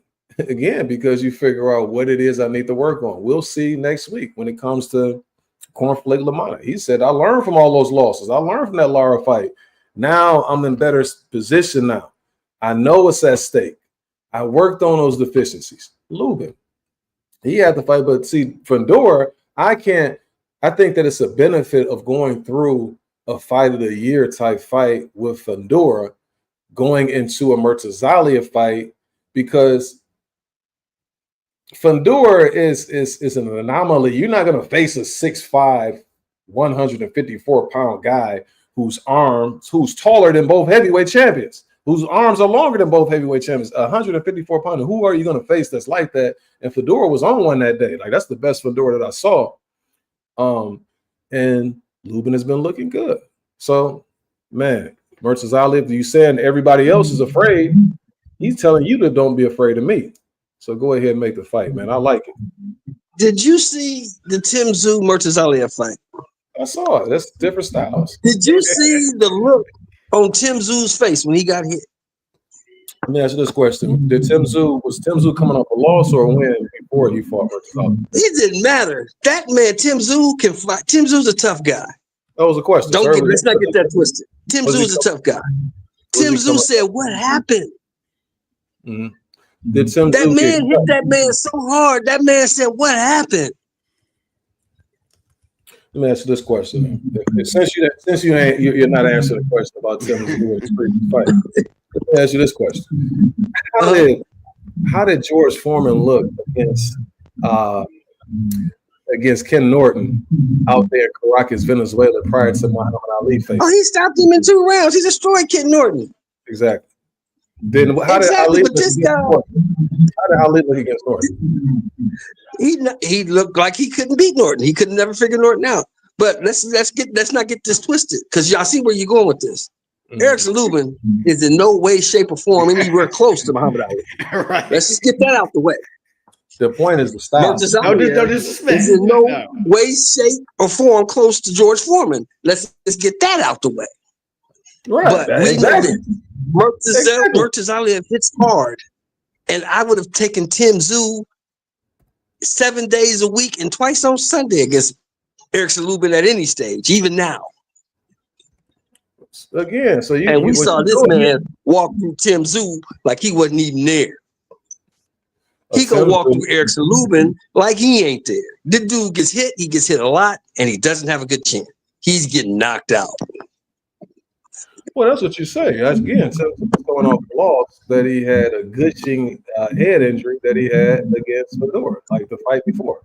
Also, when you look at, tell me about this resume that you keep telling me about Murtaza Ali. Who are these dudes, man? Do you know these dudes, Val? Have you ever heard of any of these guys? I heard Tim Tszyu. Right. So again, I asked you about Tim Tszyu. Was Tim Tszyu coming off a fight where he had a gushing head injury for about 8 rounds? What's he coming off? That weaken your chin. That's a question. That's either yes or no. It's not like whether not here or there. I'm just using logic as far as deductive reasoning. I get you. Well, I understand what you're saying, brother. But won't you flip the script and pull up Erickson Lubin's resume? Who are them dudes? Besides Charlo and Fundura, who are them dudes? Dude ain't fought nobody. Yeah. So what I'm saying, it's a good fight there, right? No, it's not. So you don't want him to fight anybody? I don't want him to fight this dude. I like Erickson Lubin because he got heart, and I love him for calling out the champ. I really do. So then let him get that. I mean, you know what? You're absolutely right. Let him go in there and get the shit beat out of him. You're right. Good. Don't get beat up. I don't want to see that. Go get beat up. Good. I really don't. Let me get Carl Brown on here. Carl, what's going on, good brother? Can you hear me? I was talking to the when I was seeing those messages. What I was trying to say is that Tyson wanted the rematch with Buster Douglas, remember? But I think Evander Holyfield was the next up, and that fight was mandated. Okay. Yeah, but it was something else I said that I messed up on too. Because I was talking to the mic instead of writing it out. So that's what when I heard you reading it. Oh yeah, and just for the record, because I mean I know Tank fans got a lot of bad reputation around YouTube street. And I ain't saying this. I fuck with boxing, but I mean I'm not dumb. I see what I see out of Tank. You know what I mean? But Frank Martin always have been. That's my road dog right there. That's who I rock with the most. Who's that? Frank Martin. Oh, Frank Martin. Yeah. Uh-huh. I rock with. There's not too many people at 135 or 140 besides like Russell at 140. There's not too many people I think that could really deal with Frank. And that's just me. That is from what I see. You know what I mean? I hear a lot of people. I really don't even think Shakur could beat Frank, because Frank ain't gonna have nothing to fear Shakur. If Frank could be a dog on the inside, Shakur got a good body shot, but I don't see nothing that will keep Frank off him. That's why I picked Frank over Shakur. I was dying for that fight to happen when they signed. I mean, when they but it's a lot. There's a lot that I say, but it's so many, like I call them emotional support fans. there's so many emotional support fans out there that you can't say nothing about boxing no more. It ain't the same. Yeah. Now, I mean, no, I hear what you're saying. You know, as far as Frank, is Frank set to fight anybody soon? He's been on the show for a long time. I ain't got nothing on Frank. To be honest, like not no matchup. I ain't got nothing on Frank. I ain't nothing. I ain't saying like that's my road dog. Like I know him personally. No, that I just been rocking with him since he came in. I like his story, and I like to be honest. I like the way he fights. You Yeah. know what I mean? Like I ain't see no flaws in him. Like Tank had to push that out of him. Like I Yeah. ain't see nothing like say, oh Frank going in here get dominated. I just didn't see it. And I just think it would take.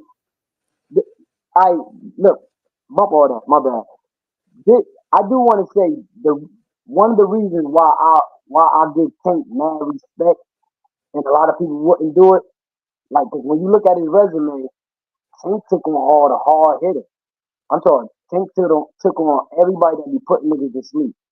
I don't, I can't remember the last guy he got on his resume that really wasn't averaging knocking motherfuckers out. Like be a threat. Like look at Rolly. Like his resume looking real good now. Like everybody, like Roach, everybody got to stop using that. He brought Roach up too. Roach fought at 140 a couple of times and fought at 135 a couple of times. He did King Canyon at 140 at 130. So I mean, I be hearing the stories, but like I be trying not to get into that conversation because, like I said, people be in their feelings. Nobody would never sit down and they don't talk boxing no more. The way Yeah. boxing was, like when you go pull up, call one of my homeboys and be like, yo, you look at the fight tonight. It's strictly, it don't matter if it's my favorite fighter or his favorite fighter, but it's always come back down to boxing. You Yeah. know, Yeah. it's Yeah. gonna Yeah. come back. That's I ain't real. gonna front. Hmm. Like I kept off the TV when Frank and Tank was fighting. Like my wife in there right now, she'll tell you, I kept walking away from it because I said, dang, I said one of them going to sleep. Like Yeah. no matter what, one of them was going to sleep, and Tank took Frank hard. And I think Frank didn't want the stage. So you gotta think what plays with these fights. You beat Tank. That stage after that is big. And it's a lot of weight to carry. Yeah. So that's why, you know what, in the middle of that, somewhere in that fight, that came across Frank's mind too. Like, not saying that he didn't try to knock Tank out. I just think that folded him too, like in that fight. Like, I mean, people wouldn't say this because they gotta protect, they gotta save face, and you know what I mean. And they hoping that they think the fighter gonna come and knock on their door one day, and and bless them. So me, I look at it the same way I look at it. Roy Jones is my favorite fighter. I damn near cried when Tarver knocked him out. I was young as hell. Listen, You man. know what I mean? Wait, hold on. You said a few things, right? I almost got into a fight with somebody when Roy lost to Johnson. Not because I was at a sports bar and this dude was like laughing at Roy when he was laying on the ground, and that was almost Roy fight was going to be the preliminary because me and him was going to be the main event. Like, man, you know what I'm saying? So now I hear you as far as like the feelings and stuff like that you have for fighters, man, because you know that be your guys. I'm gonna let me get some of these chats, and then what I'm gonna do, see Breezy, you said a few things, man, and I gotta get the fellas' opinion on some of these things that you said, and then I'm gonna let you get the last word once they go ahead and respond. But let me go ahead and get these chats first. So the first, Adam says, you have you guys heard of, is it Avius Griffin? He's a welter. He's 17-0 with 16 KOs. I haven't. I'm gonna have to take a look at who that guy is. That's a impressive record though. Ant McQueen says with Bomat looks strong. What you talking about? You talking about Bud? No, he said at that Avius Griffin. Oh, okay. He's down with Bomat. Yeah, he does, McQueen. All right, so now he says Frank. Yeah, he fought a good fight. He definitely did. He probably was up, at the time of the stoppage. Tank found answers to what Frank presented. Now, the two things that you said, C Breezy, I got to let the fellas and know just one person, whoever wants to chime in. First and foremost, you said that you thought that Frank would beat Shakur. Anybody disagree with that? Or did you say that? You said that right, Seabreeze? Oh, definitely. I'm talking hands down. Yeah, I was willing to bet money on that. Like I couldn't see that. I couldn't see no way that he could win. Okay. Like, Okay. and there's no. No. Seabreeze. I'm gonna let you get the last word on that, but let me see if anybody disagree with that. Since we all here, you understand what I'm saying? Anybody disagree? Anybody think that Shakur would have beaten Frank Martin? Veil or tie? Yeah, I think Shakur would have beaten Frank Martin. Why? How? Like why did you favor it? Yeah. Because of the defense, the skill, the level of competition, the amateur pedigree, all those things. Oh, okay. And then what about you, Ty? Who's your favorite in that fight? Yeah, it's tricky. I would say Shakur, but Frank Martin, he's in good shape. He gives a good fight. He gave Tank a good fight until he got stopped. I mean, he did good until he got stopped. So I would say Shakur at this point, but I think that it'd definitely be a 12-round fight. But I think Frank Martin would give Shakur some trouble. But I would say Shakur by decision, but I don't think it would be like a beating or anything like that. I don't think it would be one-sided. I think it would be competitive, but Shakur may just get the best of him. But I think it would definitely be competitive. And then Sean, who would you favor in that fight? Shakur Stevenson, unanimous decision. Too much defense, too much skill. Frank Martin started late. Doesn't have the pedigree that Shakur has. Doesn't have the experience that Shakur has. Shakur beats him easy.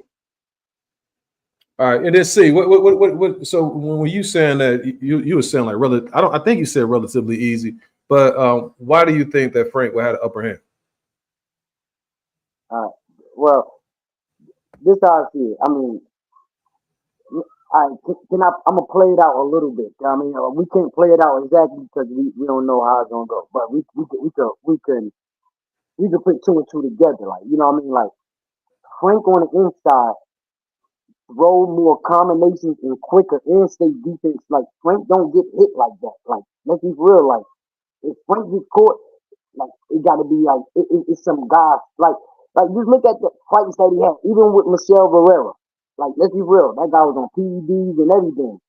Mm-hmm. The way Frank counters off of somebody touching him, and he come back, and then especially if you got to think about this. If you have nothing to keep a guy off you, that gonna go in there believing in themselves, and then we never seen nobody eat Shakur body up. And I said, Frank always in that wheelhouse. And then Frank on his back foot, on his movement, on his angles, Frank, we see it. I think a lot of people is picking Shakur because of, like somebody said, the pedigree, background. I just didn't see nothing from Shakur because, to be real, yeah, I didn't see nothing from Shakur. At 130, I seen a lot from Shakur. At 135, I can't say I seen enough from Shakur that say he like I ain't. Man, there's so many fighters that I think. But I wouldn't know until the time comes that I think I will have over over Shakur, because at 135, no, it's really day and night.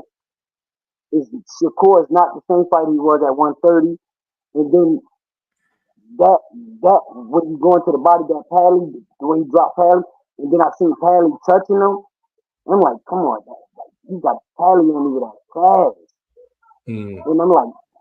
It's just hard for me to say that Shakur is really top tier. Now, he's fighting, I can't even say he's fighting top competition. He's fighting the same type of competition that Keyshawn's supposed to be fighting right now. Like, Pat, there's no way, let's be real, like, we all boxers fans. There's nobody in boxing that's watching boxing that was okay. I don't care how much of a fan you is of Shakur.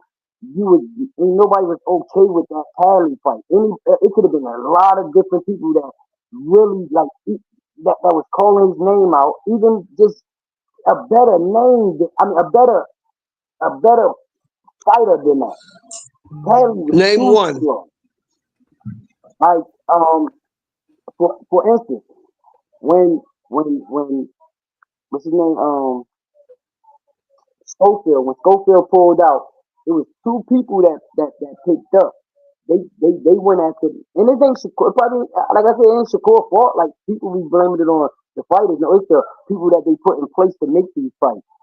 It was Eddie Hearn or one of them that picked the least resist. Like like what? Let's just say if Schofield got in there that night and Shakur fought that same fight, Shakur win. Do y'all think Shakur win? Well, see, the Because he thing could. is this We though, can't right? say. Yeah, go ahead, But if Willie. Go ahead. you don't mind, see, sometimes you got to give fellas grace when it comes to a last minute replacement, right? So, for instance, you have instances where late replacements over the past few years have been knocking off the guy that was replaced. Like, remember, Anthony Joshua was supposed to fight Big Baby. He ended up fighting Ruiz. He ends up getting starched. You see, Fandor was a late replacement for Tim Tszyu. Tim Tszyu ended up losing, right? And so that's been happening more and more, especially when you've been training for a particular guy, you know, and prepping for him and his tendencies and things like that. Now I got this whole new opponent, don't even fight the same way. And I've been working and my muscle memory is on the fighter that I was supposed to face. So that's the reason why I always give guys a little bit of grace when they get a last minute opponent like that. Also in the chat, you got Ant. He says Shakur because of his activity and perceptiveness. And then you got Ant says Bruno Sarasi was a late replacement also. Yep. Magia was slated to face Ronald Graville. Yep. So it's been happening more and more. That's why I say, man, you give fellas a little bit of grace when it comes to them late replacements. You were going to say what? I'm going to let you land your plane, sir. I was just gonna say, like with the clear shots that we've seen, like no matter we wanted the oohs and the ahs, like Shakur landed 2, 3 punches at a time on this man's head. Like this guy was walking into Shakur, and to the point the guy was just mad. And like a body shot, late replacement, 1 day notice, 2 day notice, wherever he had. We knew what was the outcome was gonna be. We knew Shakur, he better eat that dude body up. I don't care how much he was in the gym. You gotta prepare your body to take body shots when you're going into a fight.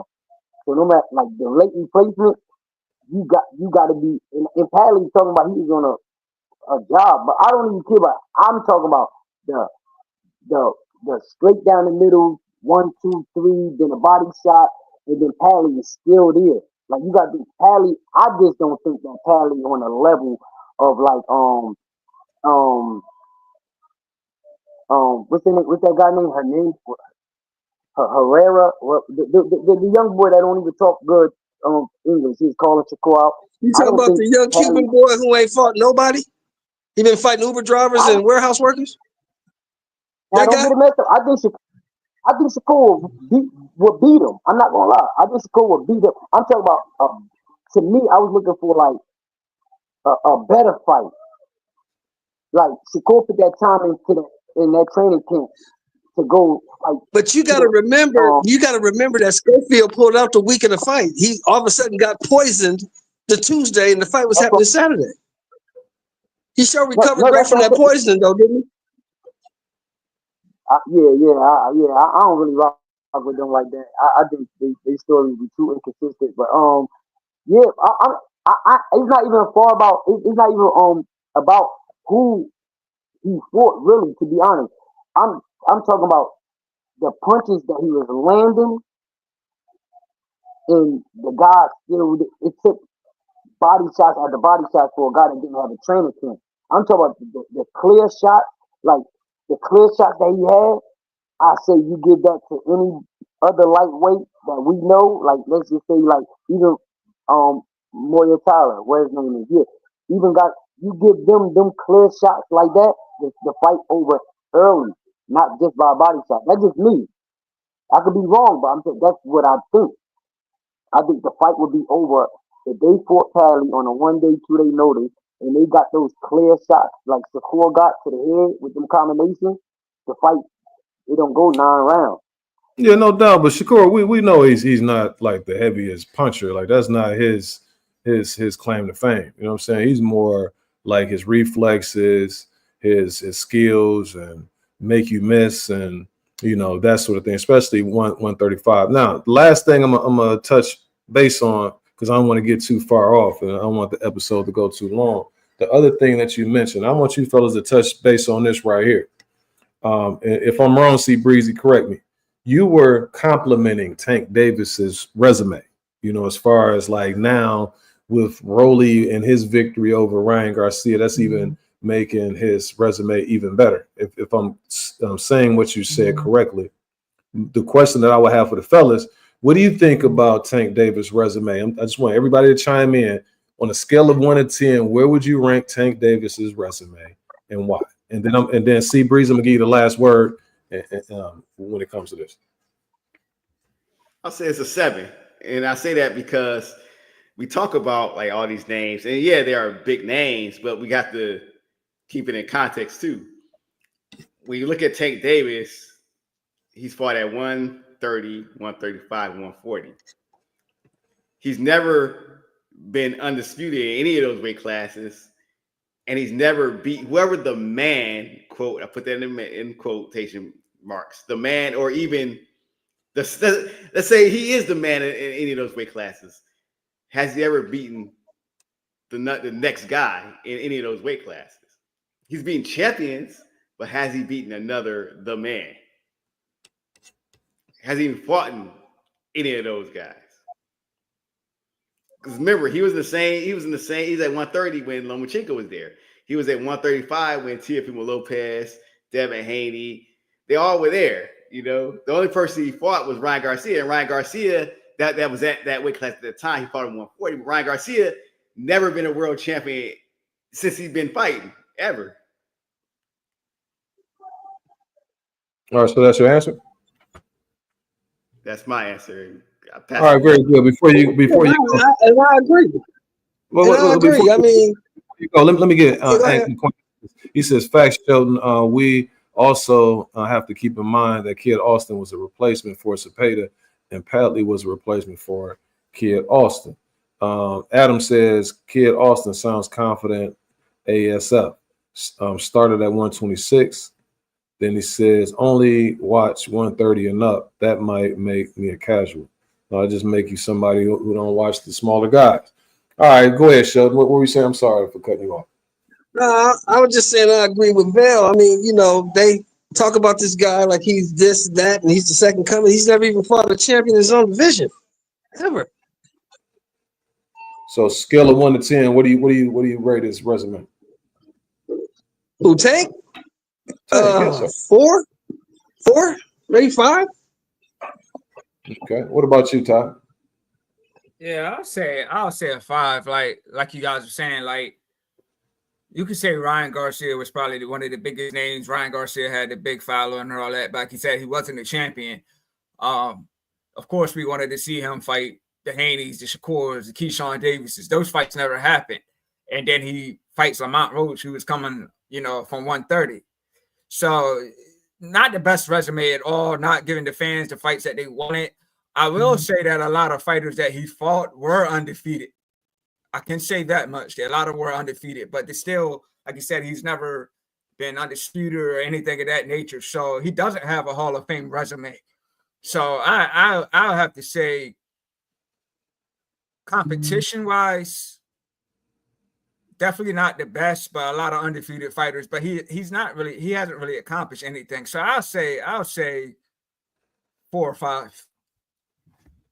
Okay. All right. C Breeze, I'm gonna give you the last word on that, man. We spent a lot of time, but it's a good conversation, man.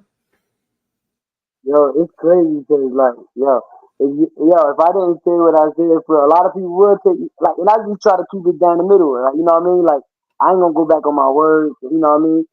But I'm gonna one up the guy with the 7, and I'm gonna say 8. I was gonna say 7. That's why I shook my head yeah when you said that. The reason why I'm gonna say 8 is because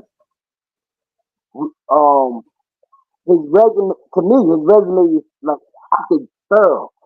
His resume is so thorough that all we can do is when we talk about who ain't on his resume, is the same guys that came up with him. I get that.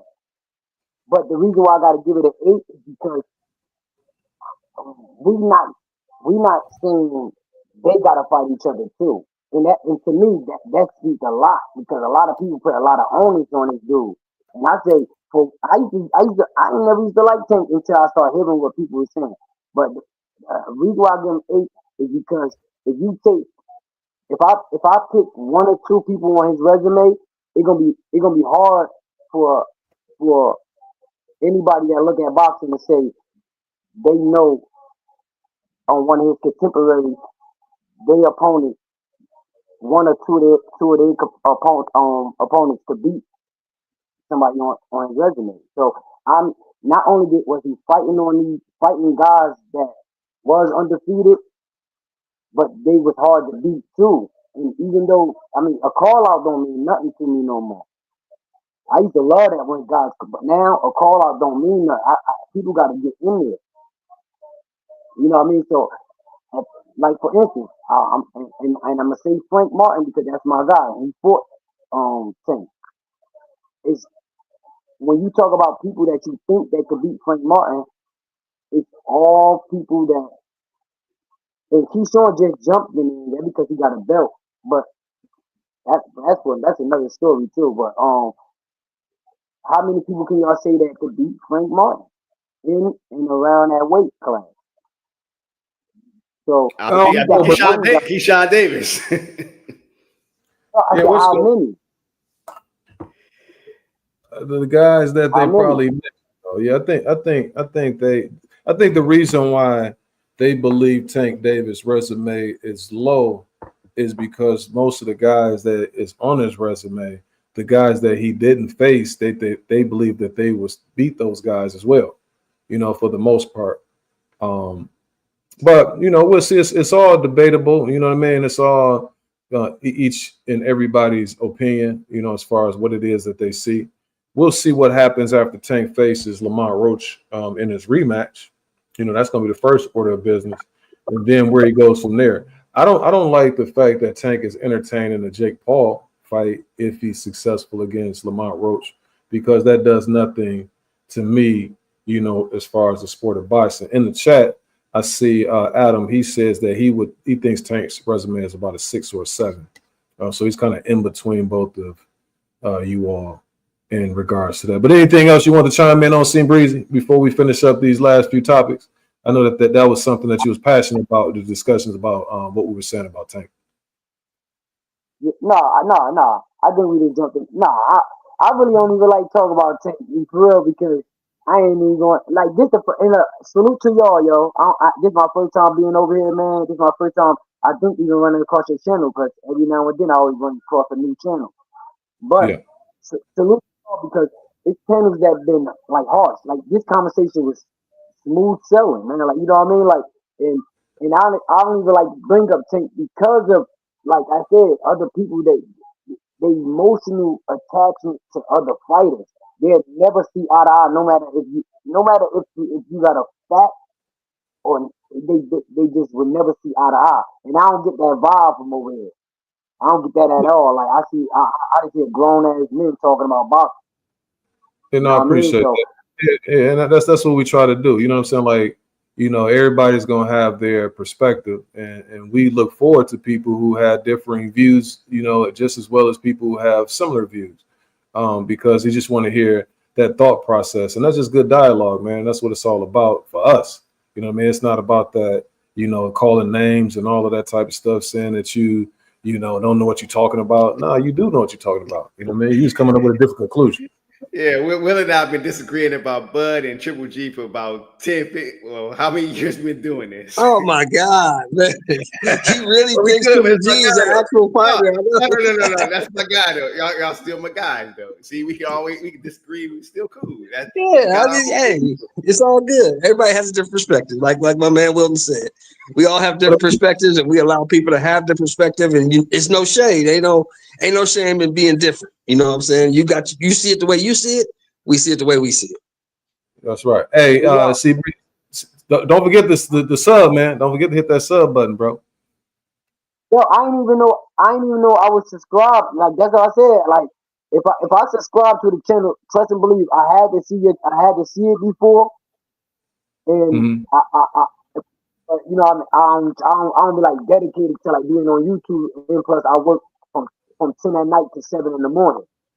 Okay. So you know what I'm saying. So like, but I didn't even know. That's why I'm saying like I didn't even know about y'all or nothing, but I just knew I was subscribed. I'm like, y'all, so I stopped by and I see y'all chopping it up. And that's why, put my input on it, you know what I mean? So it's something that drew me here, something that made me subscribe from the beginning anyway. So obviously you must be having, good breakdown, you know what I mean? So Hey, I see, don't, I, can you stay on for a yeah, quick second? You got somebody who want to chime in on Tank's resume, and I'm gonna see if y'all can, possibly have a no, conversation. yeah, I'm here, I'm good, I'm chilling. Okay, so we're gonna let y'all go ahead and chop it up. So let me bring in Ant McQueen. I don't know what his perspective is, but he said he wanted to chime in on the conversation. All right, Ant, you there? Yes, sir. Yes, sir. What's popping? What you want to discuss, Ant? What my man N is talking about right now. See, like it's very important to add context to the conversation and not just look at the names, not just look at the opponents, but also look at where Tank was in his career. Mm-hmm. And I would say the same thing for any fighter, not just Tank, but any fighters. Like it's important to go back and look. Okay, so the dude that he fought, what's my man's name? Cristobal. I'm about to tell you right now. I'm gonna go to his resume. Come on, Tank. Yeah, there was a guy that because I was watching this fight the other day. I was watching Mm-hmm. it recently, and the dude that he fought at the time when he fought him, this is a guy that was a former champion that had made 4 title defenses. Right. This guy made 4 title defenses. We never hear this guy's name brought up. Yeah, Cristobal Cruz. Mm-hmm. That was in 2015. So that means at the time Tank was like 19 years old when he fought this guy. Still young in his career. This gentleman right there. Look how much fight experience he had at the time when he fought him. In my opinion, that's an understated win because for a young guy that's in the beginning of his career to fight a former champion that had 4 title defenses under his belt and 60-something fights to his credit. And I can't even tell you, I would have to click on Cristobal Cruz and then go down to Tank and see what fight that was for Tank. Let me see. So that was Tank's 13th fight. In his 13th fight, he's fighting a former champion that had 4 title defenses and over 60 fights to his credit. I'm not saying that Cristobal Cruz was a world beater, but he was a quality guy. And at the time, he was probably more than capable of giving Tank some issues. Jose Pedraza. Yeah, Jose Pedraza, he's kind of regressing to what he has now, but we got to think about who Jose Pedraza was at the time. That dude was like the last hope for Puerto Rico at the time. The way they were building this guy up, he was supposed to be the next one, the next Miguel Cotto or whomever else, or Trinidad to carry on that lineage. And Tank was ranked number 8 at the time of that fight. He was ranked 8th in the IBF. So you could even argue he probably had no business beating Pedraza at the time when he beat him. That's at 130 IBF. Then you got Liam Walsh, who was, man, that dude was doing his thing at the time. 21-0. Tank gave him his first L. Fonseca's another dude doing his thing. Tank gave him his first L. Cuellar was another solid guy. I mean, Leo Santa Cruz. Yeah, you could say Leo Santa Cruz moved up, but Tank also went back down. I'm not saying it's impressive, but I'm saying in the grand scheme of things, if we go back and look at where Tank was at the time, we're not talking about Tank now. We're not talking about a seasoned Tank. We're talking about a young Tank. And it happens all the time where you got a young guy that's supposed to be something and he gets knocked off by a veteran. What happened with Beck the Bully? Beck the Bully's first loss came to Gabriel Rosado. Can I chime in real quick though? Yes, sir. Yeah. Only thing that I would say to what you're saying is I don't think anybody questioned Tank's resume at the time that you're talking about, the Pedrazas and people like that. I think when people begin to start to scratch their head, like, hold on now, it's going to be when you start seeing the, I would say, it wasn't Pedraza. It definitely wasn't that. I think it started to be more so like the Gamboa, right? Because Gamboa is well past his prime. And then you had like the Leo Santa Cruz, because by that time you start to have smoke, and it was like a direct line to the upper echelon guys. And it was certain dudes who really wanted to face Tank at that time. And then it's like, okay, you fighting this guy right here, like I say, a older Gamboa. Then Leo Santa Cruz is the guy that you choose to fight, and there's guys at your weight class who want smoke with you. I think that's when the conversation. So, I agree with you. As far as his rise, like once he was coming up and he was facing some of those guys like the Pedrazas and people like that, I never had a problem with that, me personally. I don't know about the other guys on the panel. But I get it. Look at these things in their totality and also within context. Is like who this guy was at the time, where this guy was at that respective time. And then sometimes resumes also, they age like wine, like when guys get certain wins. Like I would say an underrated win for a guy like Devin Haney was Alfredo Santiago, who's #1 right now, if I'm not mistaken, like the IBF. So that dude's been on a hell of a run. So sometimes wins, they appreciate over time. And I think it's important for us to go back and look, all right, who was this guy at this time? Like Leo Santa Cruz, for example. Leo Santa Cruz didn't get brought up. Tank actually went down to fight Leo Santa Cruz at 130. Leo Santa Cruz had already won a title off of Miguel Flores at 130. That wasn't his first foray into 130. Yeah. When did you start watching boxing?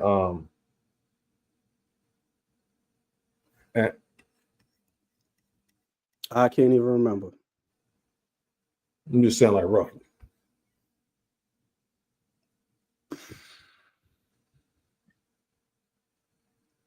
Well, so you got like now, probably when I was 3 years old, 4 years old. It's probably been my favorite sport since then.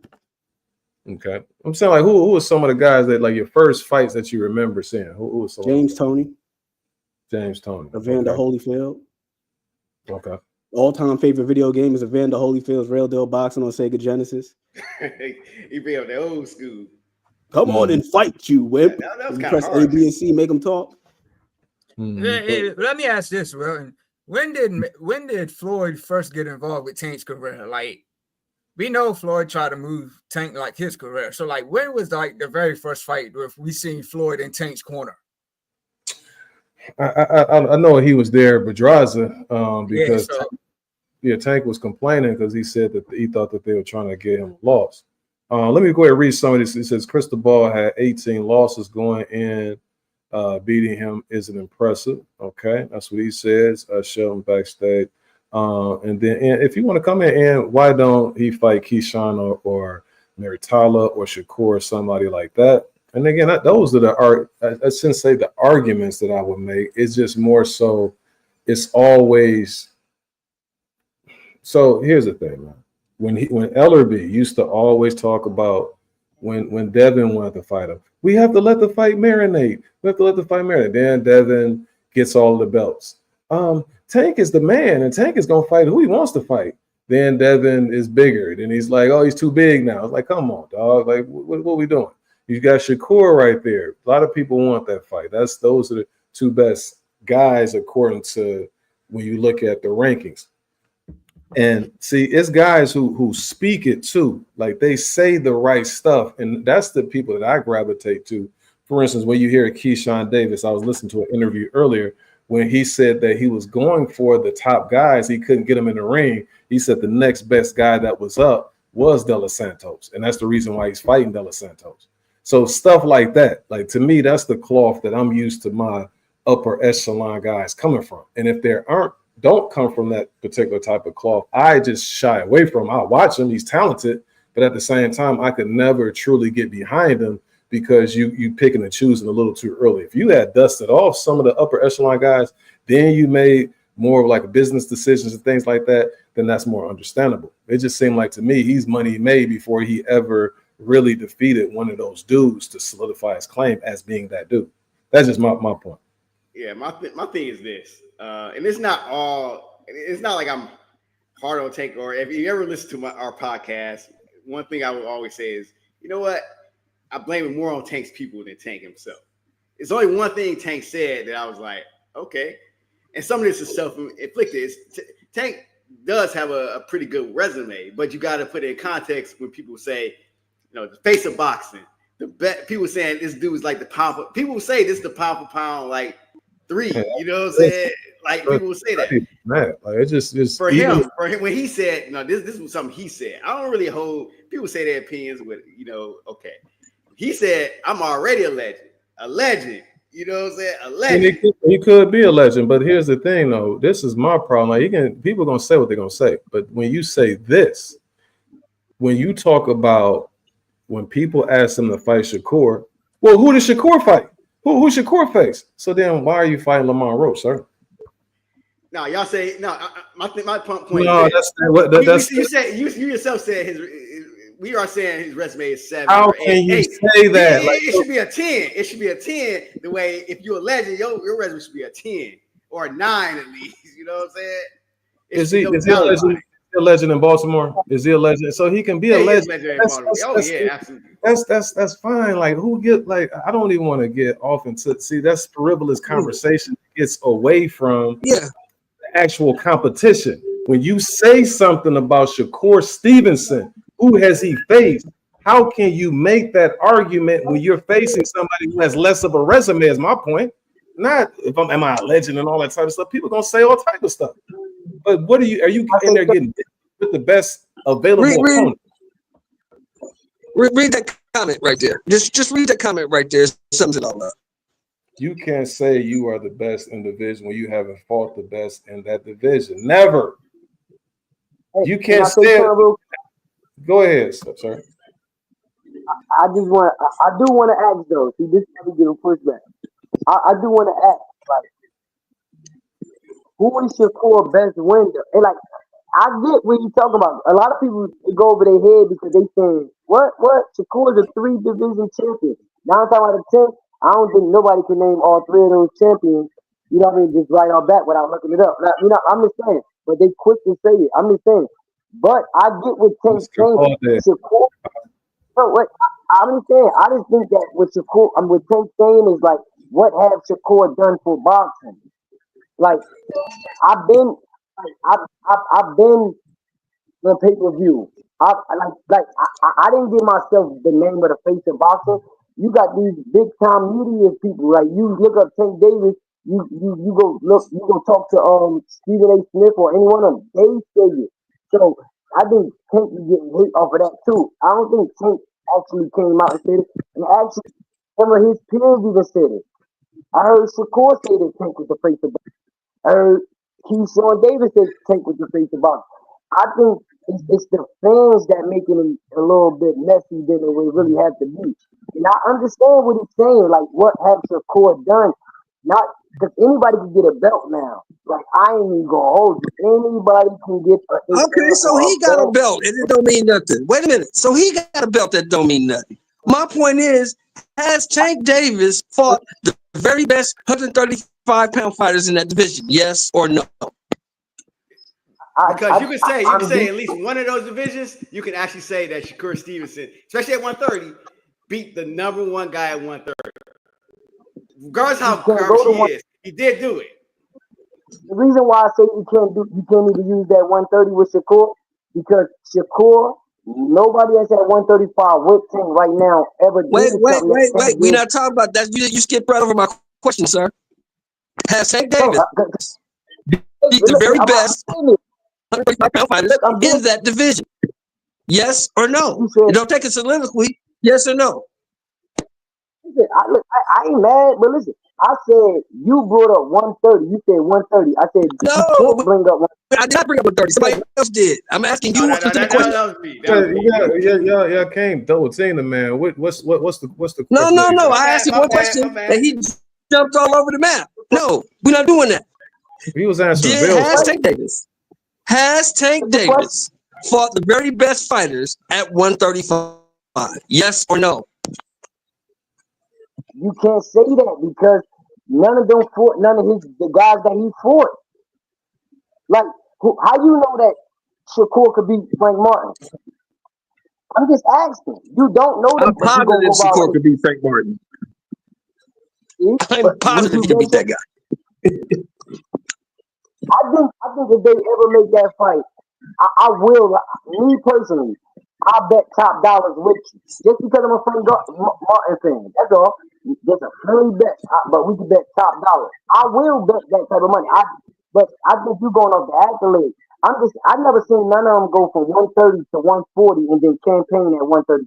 That's hard to do. I don't care I who the don't care fighter is. about that. It's the best But fighters at one. You campaign at 135. Keyshawn Davis is one of the best at 135. You ain't fought him. Shakur Stevens is one of the best at 135. You ain't fought him. ain't fight each other. The other thing too, though, check Yeah, this out. 145. Check this out, though. The other thing too is I'm saying the argument against Tank is going to be this: is that even when you fighting at 140, it's two problems with that. One, some guys you saying are too big and that you won't face them, but you already fought at 140. So how can you make that argument? Two is when you do go up there, you put a weight clause. Certain fighters, you putting weight clauses on. It's like not like you beating these dudes head up. Like, yeah, if I fight somebody, I'm like, mm-hmm. See, that's why I'm saying it's hard for me to even speak on something because to be real, I do be hearing a lot of y'all, and I'm just saying, I hear a lot of the same things that being regurgitated. Tank only really did what, one or two clauses, and then people be saying he the clause man. I'm like, dang, I'm not saying that. one, I'm not saying that that. 144, that 144, Ryan Garcia never fought at 140 a day in his life. All them claws. So when he fought Tank Davis at 136, he used to doing claws anyway, just in his favor. I'm just calling a spade and how I really see it. Like nobody, I don't think nobody going can say the things that I'm saying. I mean, say what I'm saying is a lotto. You know, that's all I'm saying. That I'm just pointing out. I can't say who the best at 135 because I don't care about the because if we go about who they fought, then I got a point there too. When we gonna go about what they did before in the other division? Because what did they really do at 135, and who did they really fight at 135? Because that's the point that we supposed to stick on. We don't supposed to be going around. Yeah. Only thing with that is the one that's holding up the fights being made is Tank. He's the one who's not willing to face those other guys. He keeps going down to fight the little dude, Santa, whatever. Then he goes up to 140. He does a whole bunch. He's fighting Lamont Rose. He's fighting Hector Garcia. He's fighting dudes who ain't even at 135. You stick to the script and fight the dudes in your weight class, the best fighters. Then we can go ahead and let the smoke clear and know who's the best. But he's the one. So if you somebody, if I charge you up and I say, I'm not saying like specifically you, I'm just saying like just in general, if I charge somebody up and I want to fight them, they supposed to be good. Like they supposed to be a dude in the hood who get busy.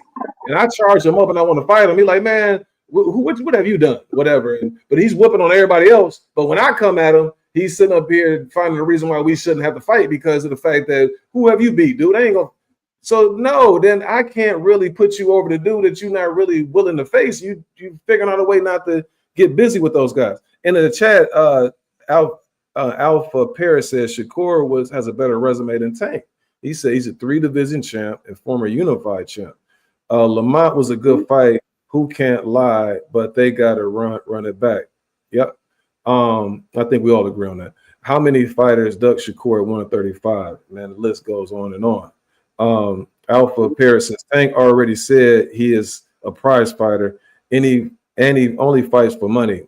I have no problem with that. Why are his fans trying to make him out to be pound for pound guy? That's right. See, that's the thing. Like Tank can go ahead and do that all he wants. Just don't add in. I think that's where Vale's point is that you can't be saying that he's like a pound for pound type dude at the same time, when he's picking and choosing guys and he's shying away from the actual stiffest opposition that he possibly can face.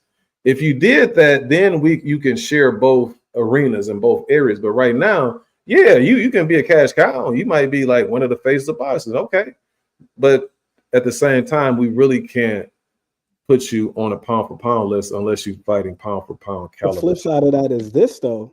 The flip side of that is this. At 135, especially a couple of years ago, when Top Rank, when they had a monopoly on the 135 division as far as belts are concerned, what was going to incentivize Bob Arum or whomever it is that over there at Top Rank to put him in there with Tank Davis? And I'm not saying that these guys are ducking. I'm not saying they're scared. I'm not saying they're afraid. I think it's just smart business. If you got a bunch of guys over there and Richard Comey, Teofimo Lopez, Vasily Lomachenko, so on and so forth, and you can virtually host a round robin in-house, that makes more sense than allowing a guy who you don't have under control to come in and skate off with the belts. But that Terrence Crawford at 147 when PBC had a monopoly on that division. Only reason I'm cutting you off, and is because it's two things. One, that sounds great, and to a certain degree that is true. But on the flip side of that, you had, and I'm gonna ask Bill to please reveal this once again. Who did I say? Because I heard Leonard Ellerby say, "All we doing is in-house fights." That's all he said. So in my mind, I'm thinking like, who the heck can they fight if they doing in-house fight? Don't have that many fighters. Who did I text you guys and say that they were going to fight, Bill? You said Rolly Romero. I said that's not going to happen. And Will was right. right. No in the world that they, I was wrong. I was wrong. So you can't have it like say that they playing keep away with the belts when there was no initiative on the other side to try to face the other guys. And they had. Can I interject? Can I interject? I just stated it goes both ways. The same thing happened at 147 at PBC with Terrence Crawford. That's a separate situation. Can I interject? Can I interject? Isn't Tank Davis people the one that said when Lomachenko did call him out and say he's not ready?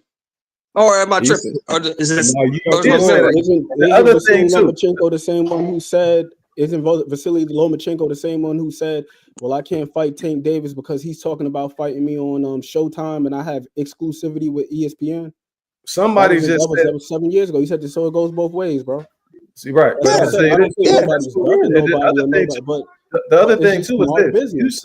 You just said that the guys aren't scared of each other. That you might be true. But I do know somebody who said on an interview that they're afraid of losing. So if you're afraid of losing, then wouldn't you be kind of skeptical on who you face? But anyway, I'm gonna let you fellas land your plane, man. That's what he said. I'm gonna start with you, Ant. That's what he said. He said it.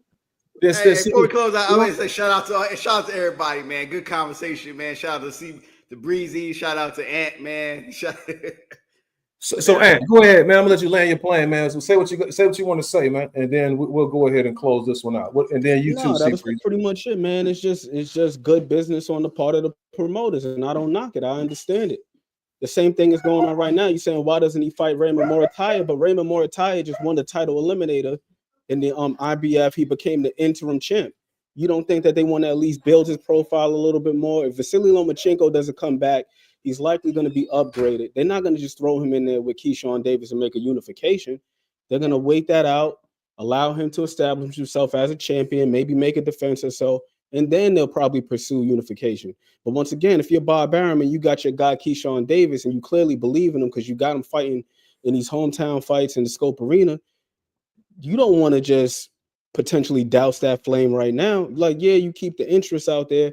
We'll fight him, yada, yada. And I believe that Keyshawn will fight him. Keyshawn is a dog. I believe he's cut like that.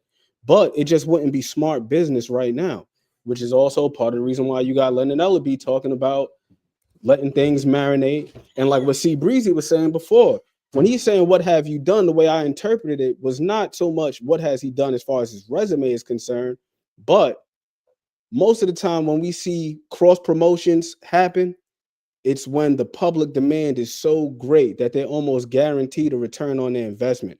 Otherwise, these promoters are not going to just work with each other for the sake of working with each other. Something the ends have to justify the means. Unfortunately, that's the way it is in boxing. This is not a it ain't gonna do meritocracy. is if you want to fight, then you can just because you know you got the big man over there, the Saudi Arabian guy, who's willing to make those fights happen, and he's giving out extra hella fight money. Yeah, to but make he also has to have interest in the fight. David Benavidez and Dimitri Bivol would be a hell of a fight, but the guy just said, you know what? I'm no longer interested in that. I'm withdrawn. I'm taking my name out the hat. So that's not even a guarantee. It's So weird because that's a great fight to make right now. let's stay focused. So anything else that you want to touch on? no, I think all of these guys are fighting in and around the same level of competition. I think that they all have solid resumes. They're just missing each other off their resumes. That's it. And see, Breezy made another good point. It's very difficult to say who's the absolute best when gone are the days of a guy actually mixing it up with everybody in the division, not just the champions. Because once again, this is not a meritocracy. We just seen a situation where a fight was a regular fight and just got upgraded to a championship fight overnight. So how much is that really worth? The only thing that we can really hang our hats on are the actual matchups themselves and how they play out in the ring. The trinkets and all that is cool, but they're not the And we end all agree. be So all. the point is to all of that is stop saying you're the best. Stop saying you're the best. When you have fought the best. Stop saying it. You But can I say think whatever the hell you want to say. Just let him land his plane out because he gonna keep going on and on. Anything else you got? Ant? I'm putting the ratings up here as far as the guys that they have in the Ring magazine.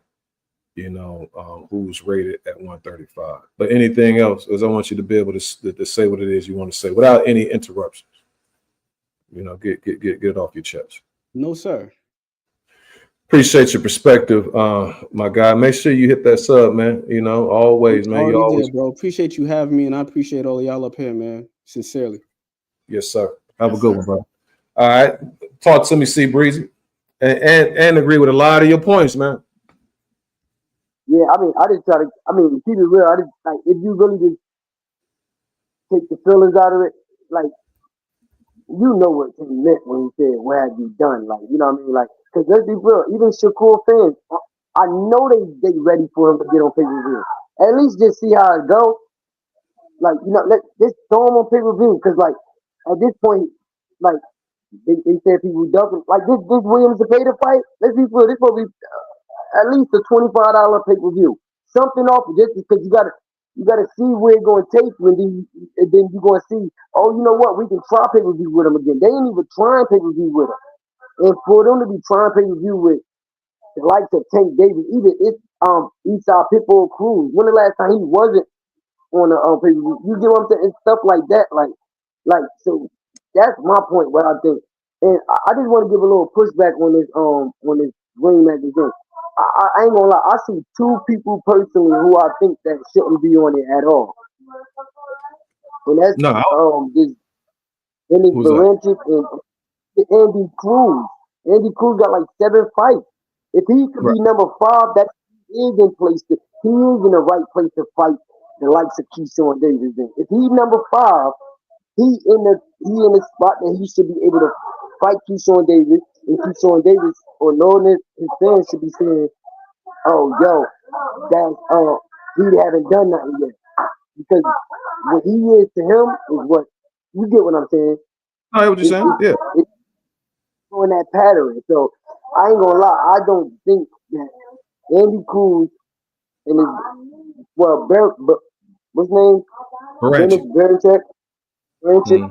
Only reason I say him because he just had the belt. But that's my point of anybody can have a belt. You see, guys like him. Right. And I ain't trying to be fast. You see the difference of level when he went in. So round 1 started, I said, "Oh, come on, he's too big, too strong, too much for him."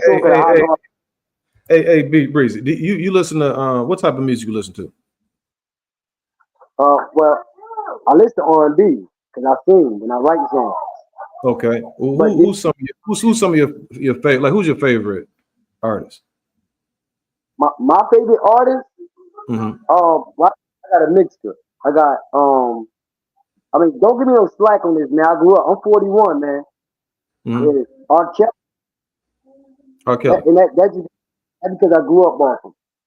All right, so now let me give me one more. Give me one more.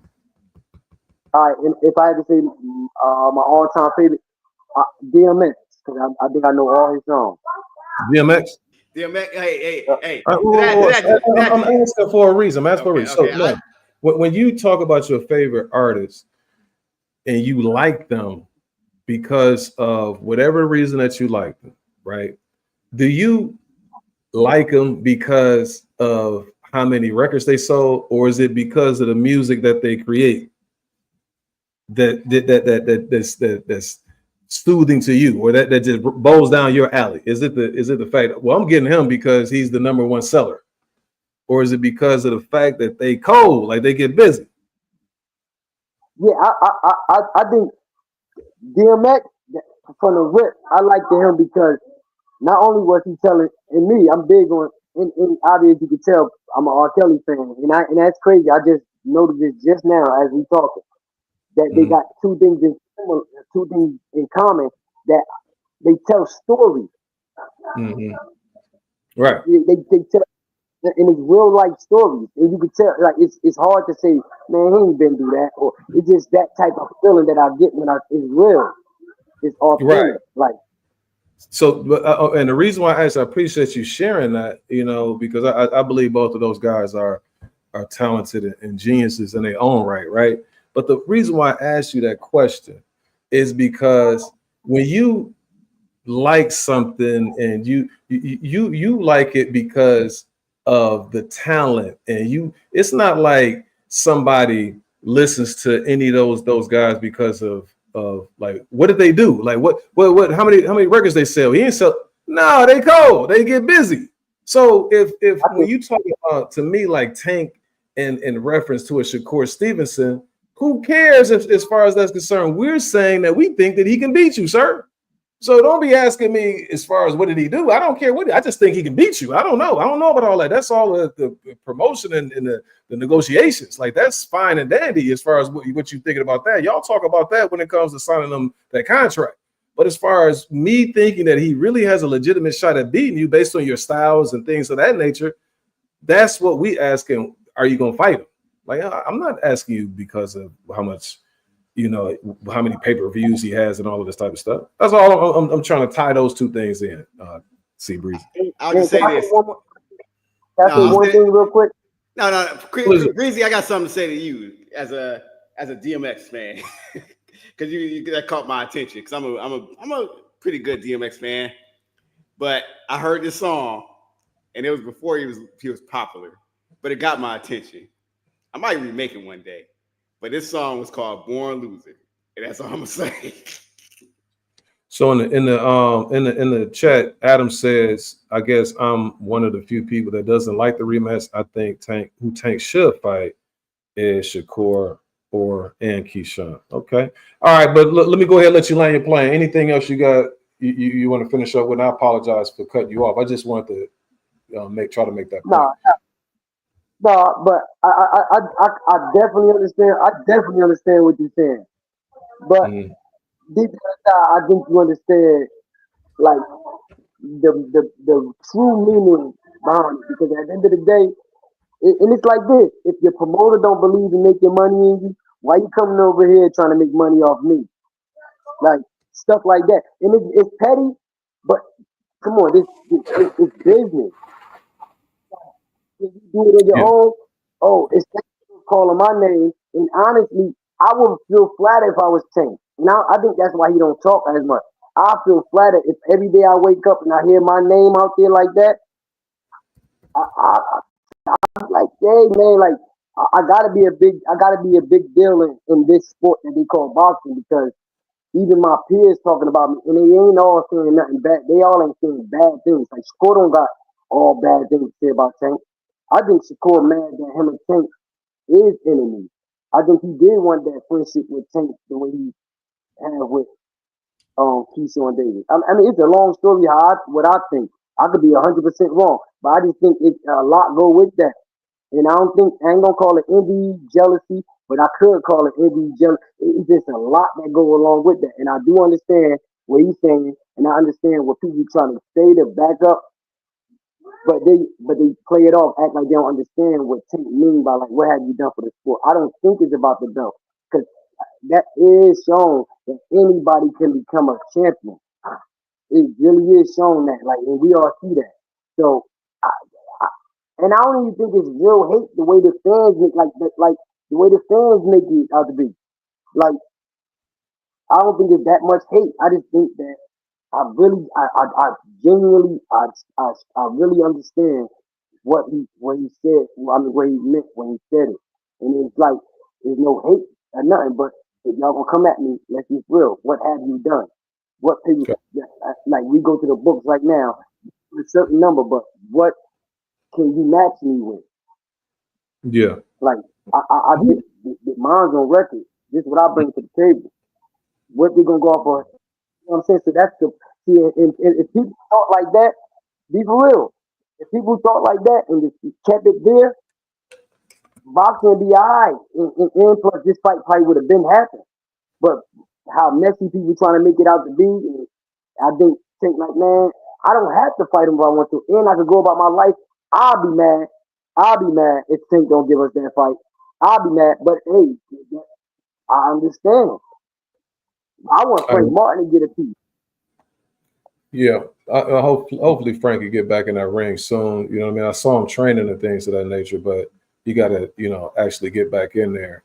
And I want Frank to move up to 140, to be honest with you, because he looked like he was a little drained going into that. I'm just saying, like, not in the fight, but more so at the weigh-in and stuff. Like, but yeah, man. You said what?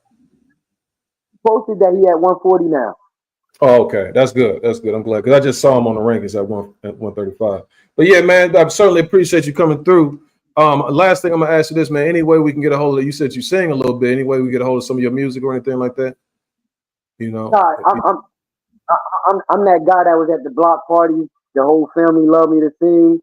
They heard, I'm not in the studio. Like I tried the studio thing, but I like I love what I do, and I ain't trying to make no profit off it. I'm just the guy that I wake up in the morning and be singing. I see my family. I thought that's what I'm known for. Like, I'm that family member that be like he sings too much. Mixtape, you know what I mean? Like mixtape, man. Mixtape. But listen, man, I think I go platinum in the when I'm taking the shower. You understand what I'm saying? Like I'm a platinum artist in the shower. You know what I'm saying? But truth be told, Chris, I think you got a rapping voice though. You have a rap. I don't know how you sing, but you do. When I hear you, it sounds like a rapper. Like you have a rapping voice. It sound like got a little Jadakiss in it. You sound like a voice that could. Not saying you can't sing or nothing like that, but your voice is like, man, I can hear this guy rapping somewhere. Hold up. I don't usually do this, man. Like, nah, for real, I got it, for real, like, real. Like this, I'm gonna give you a little piece of something that I got. For real, I got it, real. Exclusive. Talent show right here, man. If a man with a woman. Hold up, wait. He's really not a man at all. And if he can learn to love her, he shouldn't even have her at all. Yeah, I'm like that. Like, I like that melody. Yeah, he got some. Hey, man, you need to make a at least some type of tape or something like that. Yeah, you know what I mean? Like you got talent like that. Yeah, you got to showcase that. It's crazy. I've been writing songs since I was little. I got mad songs. If you go on my Facebook, Carl Brown. I'm Carl Brown on Facebook. I don't got no extra. If you go on my Facebook and you go to my old videos, like I'm up there singing a couple of songs. Like you know what I mean? Like man. And every song that you see me singing 9 times out of 10, I wrote it. Like literally, like. Might have to hit you up on Facebook. I was gonna ask you too. Where you out of? What state you in? I'm from Newark, New Jersey, but I live out here in Scranton, Pennsylvania right now. Okay, that's the home of Larry Holmes. Yeah, that's Larry Holmes and Joe Biden.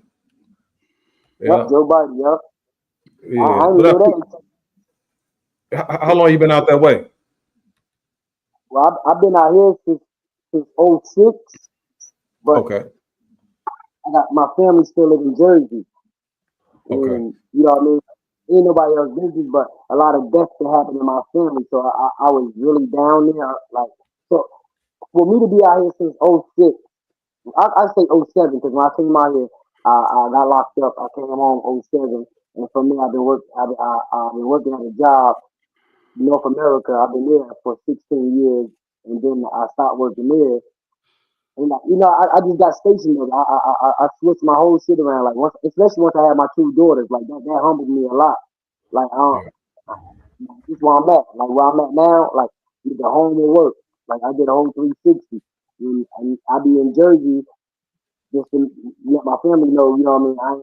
I never just get up and leave. I never just, you know what I mean? Like I try to be down there as much as I could. You get what I'm saying? It's like it's one of Yeah. those like I'm out here, but I can't even really tell you too much about out here for as long as I've been out here, for real. Like, Yeah, I get it. I get it. But man, I just want to say, man, appreciate you stopping through, giving your perspective. Also, my condolences to your family members that you lost. And it's glad to hear that you turned things around with your family and daughters and whatnot. But don't be a stranger, man. We come on here like if fight weeks, like next week you got the kind of quasi big card with the plant and the Charlo. So we tapped in this week, and then we'll tap in on those weeks where it's big fights or big fights coming up. So we taking a little bit of time off since Turkey. What he been doing is stacking those cards. So it's been kind of weeks where you don't have much going on, and so those weeks we don't necessarily come on. But for the most part, every Sunday at 2:00, we rock out. So man, you're more than welcome. Anytime that you want to stop through, you always welcome. definitely, yo. And I appreciate it, yo. For real, like on some real, like this is my first time actually really coming into your chat with today. Like I don't know, well that I remember, but I'm subscribed to your channel already. Oh, okay. Like I said, I must have seen something before, and I'm like, you know what I mean, like. Cause I ain't up that like I gotta see 1,000 videos. I could just see how motherfuckers talk. I'm like, he got sick. You know what I mean? Right. I ain't gonna front. There's some niggas out here that got channels out here, and they can't use their brain for nothing. Yeah. You know what I mean? But I appreciate it, yo, and I definitely you'll see me around more, yo. You know what I mean? Yeah. Appreciate you, CB. Yes. Yep. All right, peace. All right, C Breezy, ladies and gentlemen. All right, fellas, this is that good enough for today, or you want to finish up those topics, Vale? Now we can go to the whatever hip hop question you had, man. But yeah, it's definitely a great show, though, man. We definitely needed to get it in, man. I was missing it. Yeah, man. The good thing is having, how we feel, and again, it's no hate towards Tank Davis. It's just more so wanting him to fight against the better opposition, especially at 135. And it's good to hear the perspective of people who are satisfied with what Tank is doing. You know what I mean? And actually have them articulate those points. So I certainly appreciate Beezy and Ant for coming through. And some of these things, though, I do just a quick 30 seconds on these, man. I want to get these out because I took time out to ask the question. Man. And so you got here, and I think, is Ty, you still with us? Yeah. Ty been chilling. He been in the cut, man. Ty been chilling in the cut like peroxide. So yeah, Ty be observing. Yeah, Ty be chomping at the bit. He be wanting to get up in there. Ty, just go ahead and just make your way in there, man. You ain't got to wait. You ain't got to raise your hand or anything like that. No, he the smart man. He the one sitting on the side, like taking the notes, like, yeah. Smart ones. So Eddie Hearn, he says early August fight for Boots. He's saying that he wants to have him and Teofimo Lopez in Saudi Arabia. Fellas, real quick, what do you think? Should Boots alter his undisputed plans to face Teo? And if so, how does a fight like that play out? So just get less than a minute. Like, what do you think? Yeah, this is weird because it's like, do you get the bigger name in Teofimo Lopez or you get the undisputed in Brian Norman? I would say go for Lopez, and this is why. Why I prefer Brian Norman. Teofimo Lopez is more likely to happen, and Brian Norman seems like you're taking a risk that may not pay off because Brian Norman may not accept the fight, and you'll end up staying at 147 too long. So Teofimo Lopez that's more of a sure shot. It's a better chance of making that fight happen. What about you, Ty? Yeah, I'd rather Boots, just fight somebody in his own weight class. But T.O., he seems like he's eager to get that fight. So if Boots is willing to do that, willing to go that route, I'm cool with it. But I just think that the weight factor would definitely favor Boots. He's used to that weight, and I think he's got too much power. He's skillful. And, that might just be too much, to take on the Boots in his, in that weight class. Maybe a nice tune-up, but he seems like he wants it. So I'm cool with it. I'm sure a lot of people will buy it. So, I mean, I'm cool with it at the end of the day, but I just think that Boots should really just face, somebody in his own weight class. Yeah, I think Boots is in that situation where Errol was when Mikey Garcia started barking up his tree. And I think it's going to be a similar result where, how Mikey was talking about, I see something. And then all he's going to see is lefts and rights, and a kisser.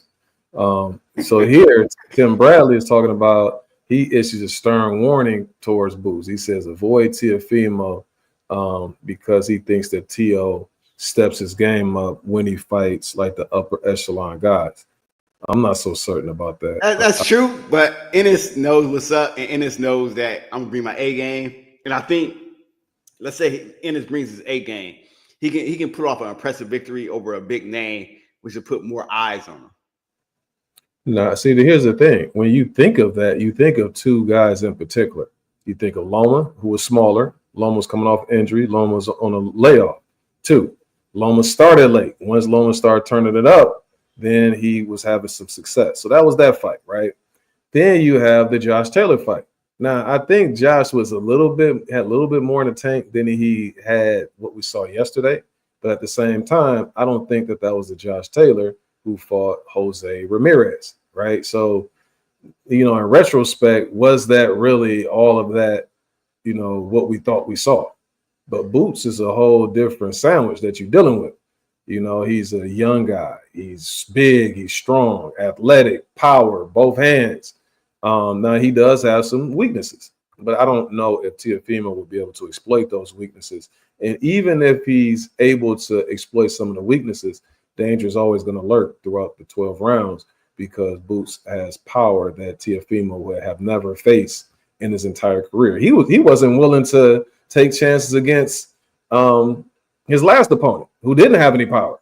So what is he going to do against, Boots Ennis? But what about you, Ty? You think that you agree with Tim Bradley that this might be a fight that he might want to avoid because Teofimo might step his game up to a level that Boots wouldn't be ready for? Nah, I saw when Bradley said that. I didn't get it, but I get that's what he believes.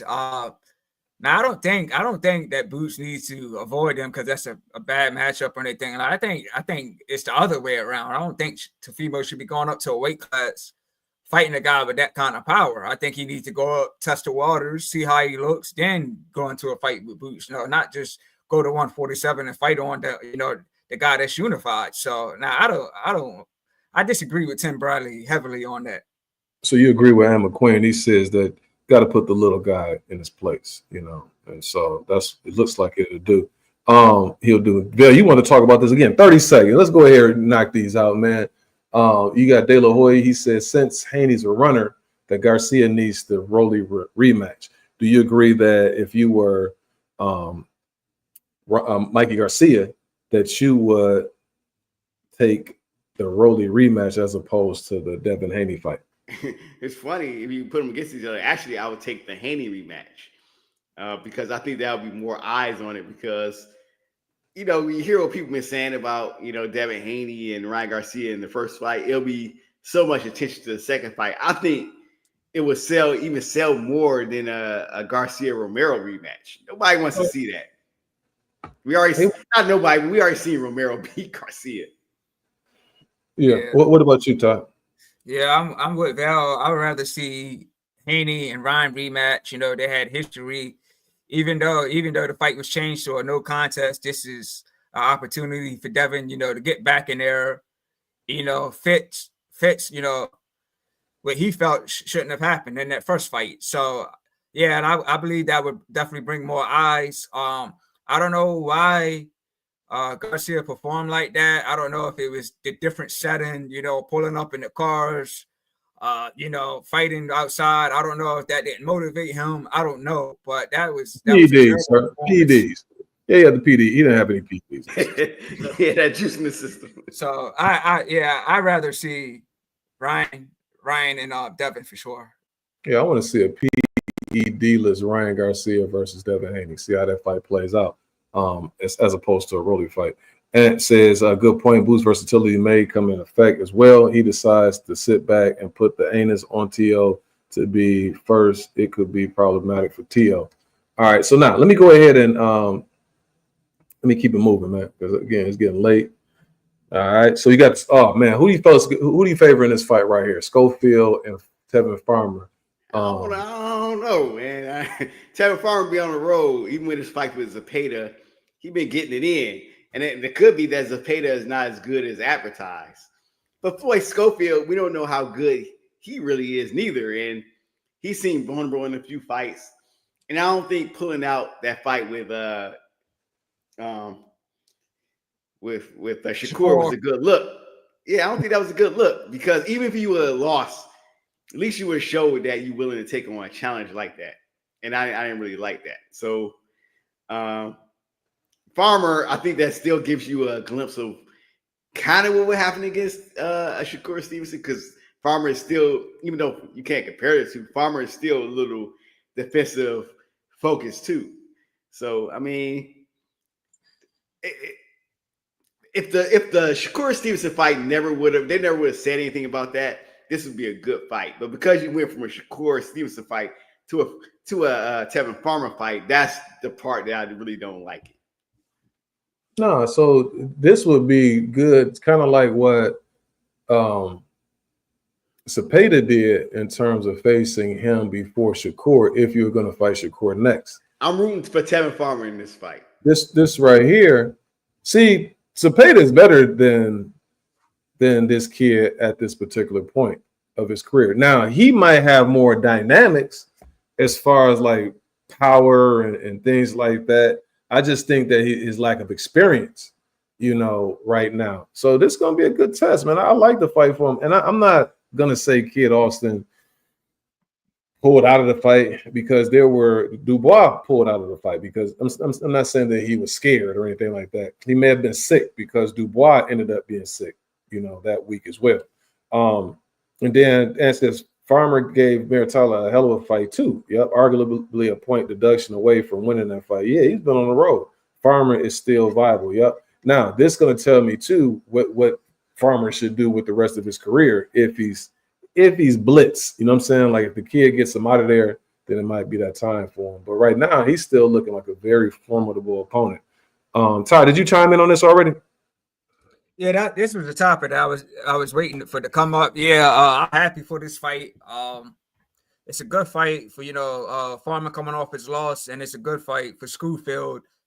Since he pulled out of the Shakur fight, so I'm happy for the fight. I like it. I'm going for Farmer, but like Farmer showed two great fights against Zepeda. I think, like Bell said, I think. Schofield, he's vulnerable. He's stiff at times. So I think this is a very good test for him. But I'll probably go with Farmer by decision. I think Farmer's a little faster. Definitely probably like catch Schofield coming in with big shots. I think Farmer will counter and take advantage of those moments. But so I'm gonna go with Tevin Farmer. Yeah, he's more slippery, more experience, has more know-how. So it's gonna be a good test for the kid. All right. I'm gonna go past this right here. What's going on? Because I think Shiraz, after I saw the press conferences, I think Shiraz is gonna smoke this dude right here. But last but not least, I think because somebody mentioned Andy Cruz earlier, and so he is going to fight in an IBF eliminator. Title eliminator. So I think that would give him, who's the IBF champ? Let me think, because I want to ask. I gotta look that up. Let me see. I want to ask a question that I can Google. However, if he's successful, he would be the IBF #1 guy.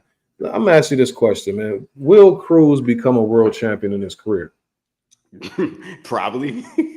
Based off how many belts based off of who becomes. We just talked about how easy it is to get a belt, so it's not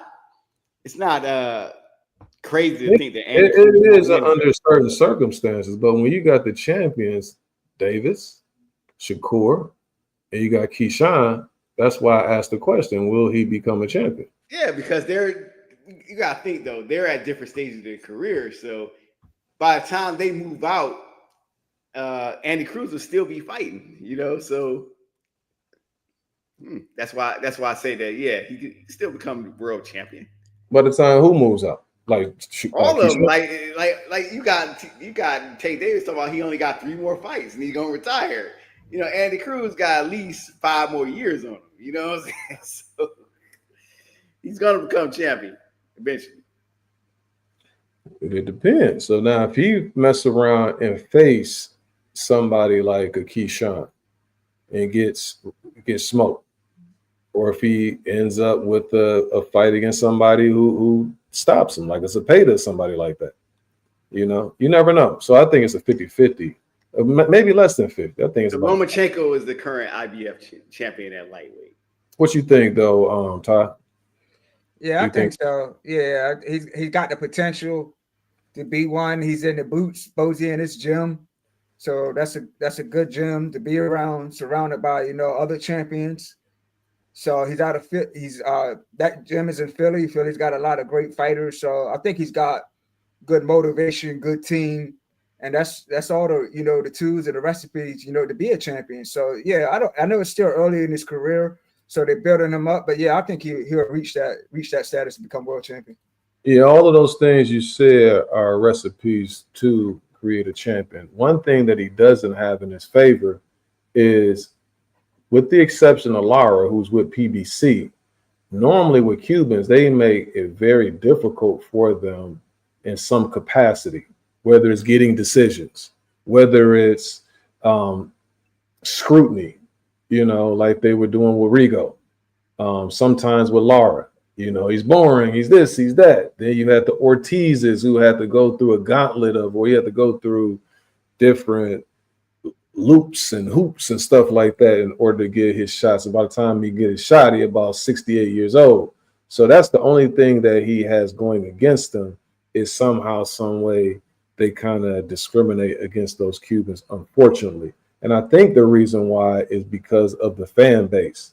That a lot of times, dude asked that question in the chat. They unfortunately, you have that stain in the sport of boxing when it comes to that sort of thing. Last but not least, man, before we get to our topic, this was a doozy of a show, man. You fellas love to talk y'all boxing, man. I really you do too, man. I like to listen. You know what I'm saying? I was more of a facilitator today. Listening to you and my good man. Okay, all right. Oh, our guy C Breezy. Like I say, certainly appreciate them fellas, but that's a lot of good conversation. Especially, it's kind of like, how they say people train and then they end up having like 4 different sparring partners, and then with this sparring partner I go 4 rounds, and this next one come in, I go 4. So by the time Ant and C Breezy came in, we had already did a full fight. You know what I'm saying? Now we got to go ahead and chop it up with those good fellas, man. But let me go ahead and go in the chat real quick before we go to our last topic. And the last topic, I'm gonna let you fellas think about this. The Undisputed Championship is gonna be at Wembley Stadium. Percentage, man. What percentage do you give Dubois being able to make the upset? All right, and then Ant says that can potentially be a route to fight with Keyshawn, provided Matchroom and Top Rank can come to terms. That's real. Mm-hmm. This other dude in here, I need to go ahead and get him up out of here. Yeah, just say no, man. Just say no. No, just go ahead and like and subscribe to the station, man. You know what I'm saying? That's all you do.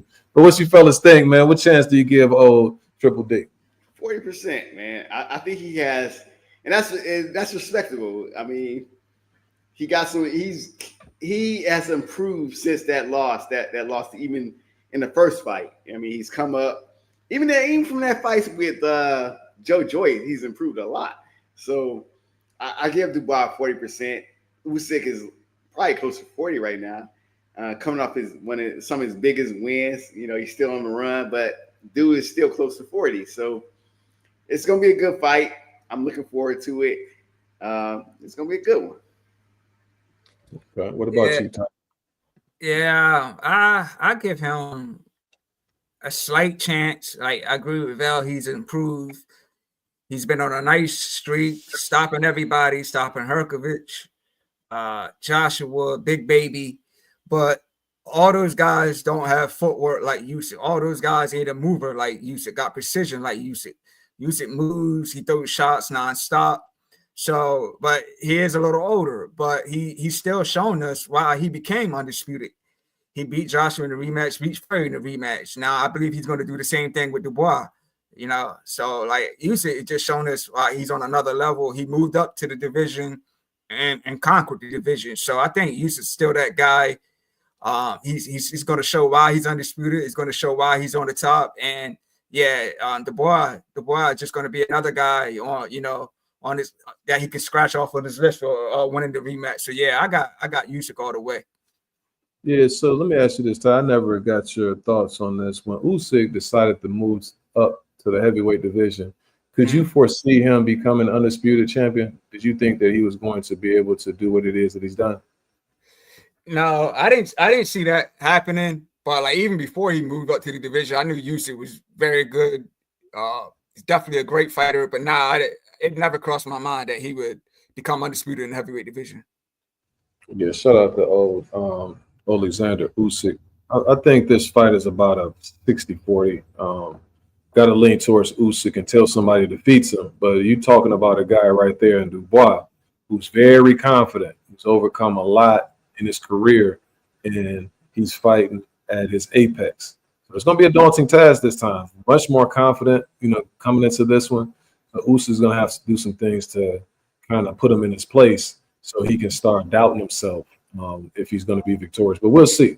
He's not fighting like a Tyson Fury who looks a little bit, kind of past it. He's fighting a guy that's truly in his prime, who has dynamite in both hands. So we'll see. But Usyk seems like he's always up for the task. Last but not least, these are Bill's hip-hop questions. Matter of fact, I got two. Matter of fact, see, Breezy could have been in here for the second one. But the first question I have, ending with a hip-hop question, because it all goes together. With hip-hop, you got people who a lot of times in the past, they used to have rap beefs and then rap battles and stuff like that. So it's kind of competitive as well. And whoever was trying to reach the top, especially those New York guys. So that's the reason why we end with a hip hop question. Vale is a true lover of hip hop. So I like to make the man happy, as he goes off the sunset, for the rest of the week.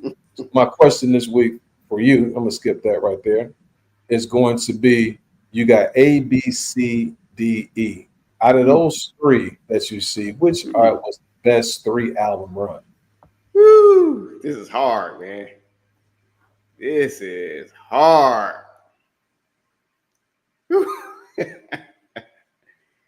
Oh man.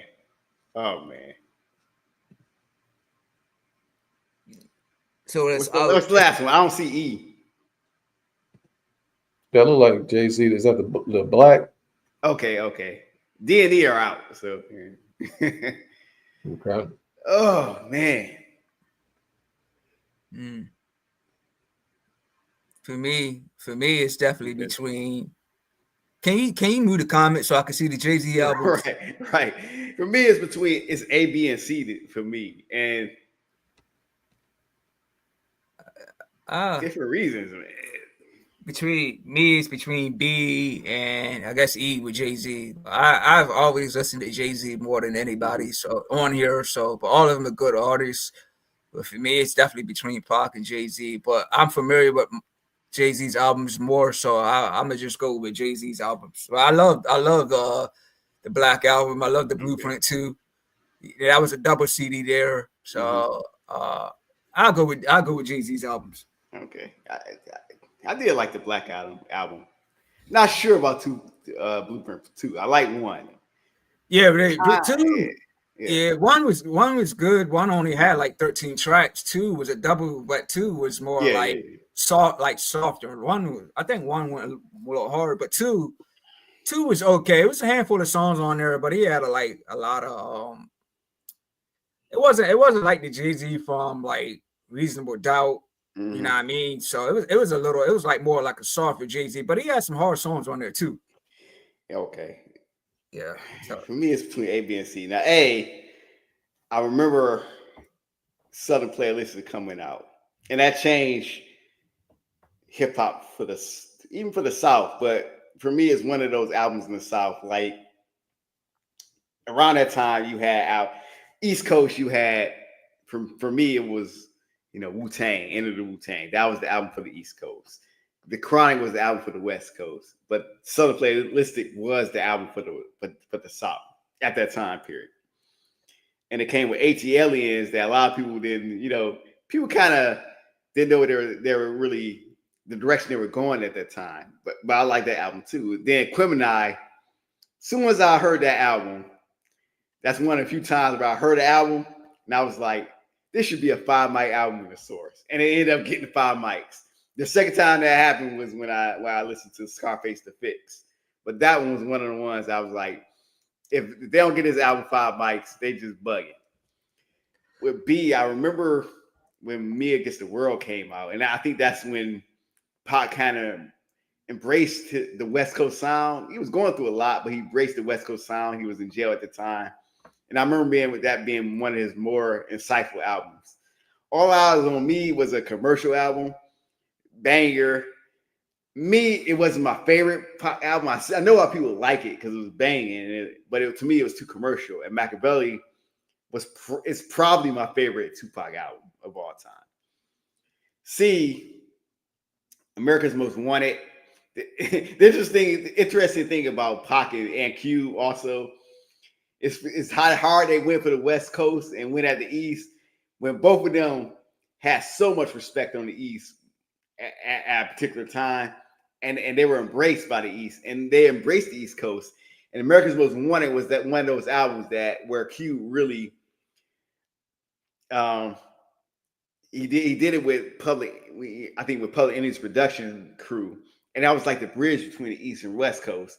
And Pop was that bridge too before those albums listed in the B. Like I think his first 2 albums, he kind of sounded more to me like an East Coast rapper. Death Certificate is probably one of the most insightful albums ever made, in my opinion. And then you had The Predator, which is pretty good, but not great. So if I have to choose, I'm going with A, Outkast. I think that was the most, to me, that's the 3 albums that I can listen to consistently. Well, let me before what were you familiar with the song on the Aliens album called Me and You? Elevators. That beat, man. That beat. Your mama and your cousin too. Yeah, I love that beat, man. I remember Sheik had a freestyle or whatever on that beat, but that beat is fire, man. I just love that beat. That instrumental. Yeah. I think that was on New Jersey Drive. It was, but also you know what song should have been on AT Aliens was that other song that was on New Jersey Drive, Benz a Beamer. I thought that should have been a single off AT Aliens. That would have made that album even better and bigger. Yeah, I'm not going to belabor. I would go with A. I would go with A for the reasons that are mentioned. Only thing that I will say is, like all of the other ones, the reason why I wouldn't go with C is because of The Predator. I think that's the CD that had boom, boom, boom, boom, boom. But either that or the next CD had that on there. Yeah, that was the next CD. But that one had the best singles though, which is weird. That album had the best singles, but wasn't the best album of that first 3 albums. Like it had Today Was a Good Day on it, and it had Check Yourself on it too. So I was like, but when you listen to the album in totality, it was almost like, you know what I'm saying? It was like, okay, we know what to expect from him, but still better than most rappers back then, though. All right. So as far as what I was saying, I didn't think The Predator matched up with that third installment from these artists. Tupac, it's in between A and B for me. I never really was a huge Jay-Z fan. My favorite Jay-Z CD is Reasonable Doubt, to be honest with you. Before the other Jay-Z's. Now, Jay-Z had a mixtape out when Nas had dissed him and he was trying to find himself a little bit. That was a cold mixtape too. And that had I show you how to do this, son. It was slightly different on that mixtape. I can never find where that mixtape is located, but I had that. That was a banger right there. But with that being said, and Kanye, I just never really was big on Kanye like other people. I like Kanye more so his production with other people as opposed to his actual products that he produced. So that lends me to A and B. A, I love the first CD right here, Me Against the World. I think that's Tupac's best work right there. That's a full, complete album. What's coming just like he's kicking it when he got out of jail. A lot of party songs and stuff like that. It's a little bit of substance on there, a lot of gang on there too. And then Machiavelli's more darker. But it's just not, to me, ATLians. You got that the first CD, Southern Playalistic Cadillac Music, I just remember like that was like 96. And I remember going on a visit down to Mississippi and we were bumping that all that way down to Jackson, Mississippi. The only other thing that was out at that time that summer was that R. Kelly remix that he had for, it was either Bump and Grind or something like that, but that used to be banging too. And so we were driving down south and I kept listening to that. And then one of my boys, Lance, I remember his brother Corey, he had came to come visit us because I was going to school in Iowa. And he was like, man, you heard that Southern Playalistic Cadillac Music? And all I heard was Players Ball at the time. And then when I was looking at the titles of the songs, the titles was funny. You know what I'm saying? Like the way they spelled the titles was a little bit different than the actual spelling of the songs, but it was cool. Then that ATLians, that was banging. What was that? Two Dope Boys in the Cadillac. Like when that come out, just banging. You know what I'm saying? And it's just so much quality on there. There's one song on there called it's a slept on song. I'll mention when we go to the last topic. I'll mention it then. But that's one of my favorites out of all of the songs that they had. And then we talk about, so here I want to say I was at Grambling. Here I remember somehow, some way we were in Jackson. And this is when this came out. But all of these right here was such quality, and they're so diverse. They're so different. You know, it's hip hop, but it's just a different type of hip hop. And then they blended that Atlanta sound, you know, to it with the country grammar and stuff like that with it too. And then Dre being such a masterful lyricist, and then Big Boy being more so, you know, with the playeristic game. It was a great camaraderie. It was a great compliment to one another. To me, it's like them, UGK, you know, those two, 8 Ball and MJG. You know what I'm saying? Like you had all of that different flavor down south at that time as well. But my favorite definitely would be A when it comes to these. Last but not least, man, and we can go ahead and do this really quickly, but you on a drive, you get the lady, you know, romantic drive, and you can only listen to one of these R&B singers. Which are you listening to? Choose wisely, man. I choose wisely. It can't be who I like the most, who I think my wife would like. I have to go with Babyface, even though I probably like. Man, I do like some of Quick Keith Sweat. I like a lot of Maxwell stuff too, but I'm going with Babyface. Summertime, I close my eyes. I think up with the deal. Guy. Mm-hmm. Oh, you got a lot of stuff, yeah. Yeah, you got a lot of stuff. Mm-hmm. For me, it's between Keith Sweat and Maxwell, but I love Fortunate, man. So for me, it's got to be Maxwell. Fortunate to have you, bangers. girl. I'm so glad you're in my world. Go ahead. Just as sure as the sky is blue, and that's today that I found you. And then the ending when he just yelling. You go. Man, that song gets to me, man. Every time I play that joint, man. Like just for bringing that up, man. I probably listen to that when we get off here, man. That's what I'm saying. Yeah, today was a good show. We got talent, you know what I'm saying? We got C Breeze, we got a man, legend over here, you know, showcasing them golden pipes, man. That's I can't sing like y'all folks, man.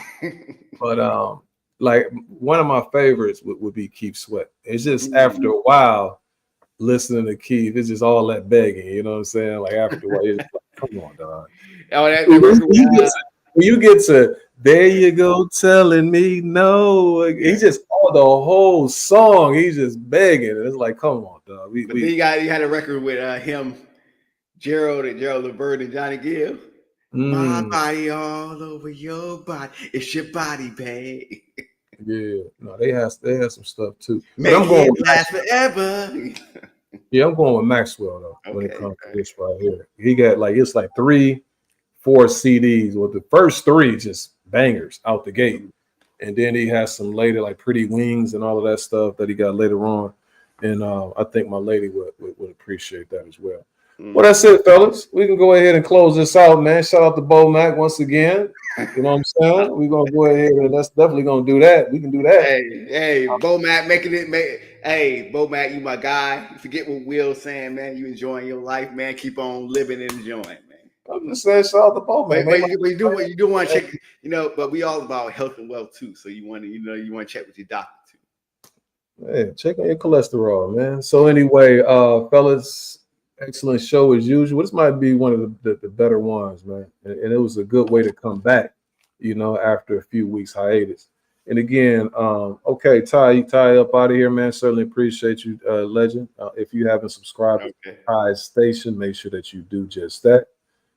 He's also broadcasting on here as well. Like I say, he always does good work, and certainly appreciate him. Val, you want to go ahead and close us out, man? That was almost 4 hours. I wasn't expecting that. I wasn't either. I knew we would come back hard, but not that hard. But still, man, it was nice show. Like you said, one of the better episodes, one of the best we've done. But shout out to all the guys that came through. C Breezy. I know I messed his name up. I think it's Carl Brown, but C Breezy. And Ty. You will. There's a few other people that was in the comments. Shelton too. You know what I'm saying? It's always a pleasure, man. So we here every Sunday, you know what I'm saying? Even the days we aren't, we got some stuff cooking just like we did today. So yes, sir. Next week we definitely be back for the Plant fight and then the Charlo fight. And so it's looking promising, the upcoming weeks. And then you got the fight that you're going to out there. Norfolk. I don't know how that's gonna play out as far as an episode is concerned. But I know I'll be available because I wouldn't be down there that long. I'm still be down there the whole time, so I can make some time. To record. I mean, it depends on because I'm not leaving until Monday. I'll be there that whole Sunday. So yeah. Like right now, I'm there till that Saturday, so I go down there. Hopefully, catch a little bit of that beach. Too. But we'll see. We'll work things out, man. But again, if you haven't done so already, make sure you hit the like and subscribe button. Appreciate everybody coming through.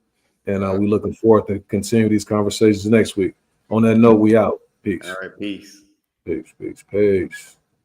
Peace.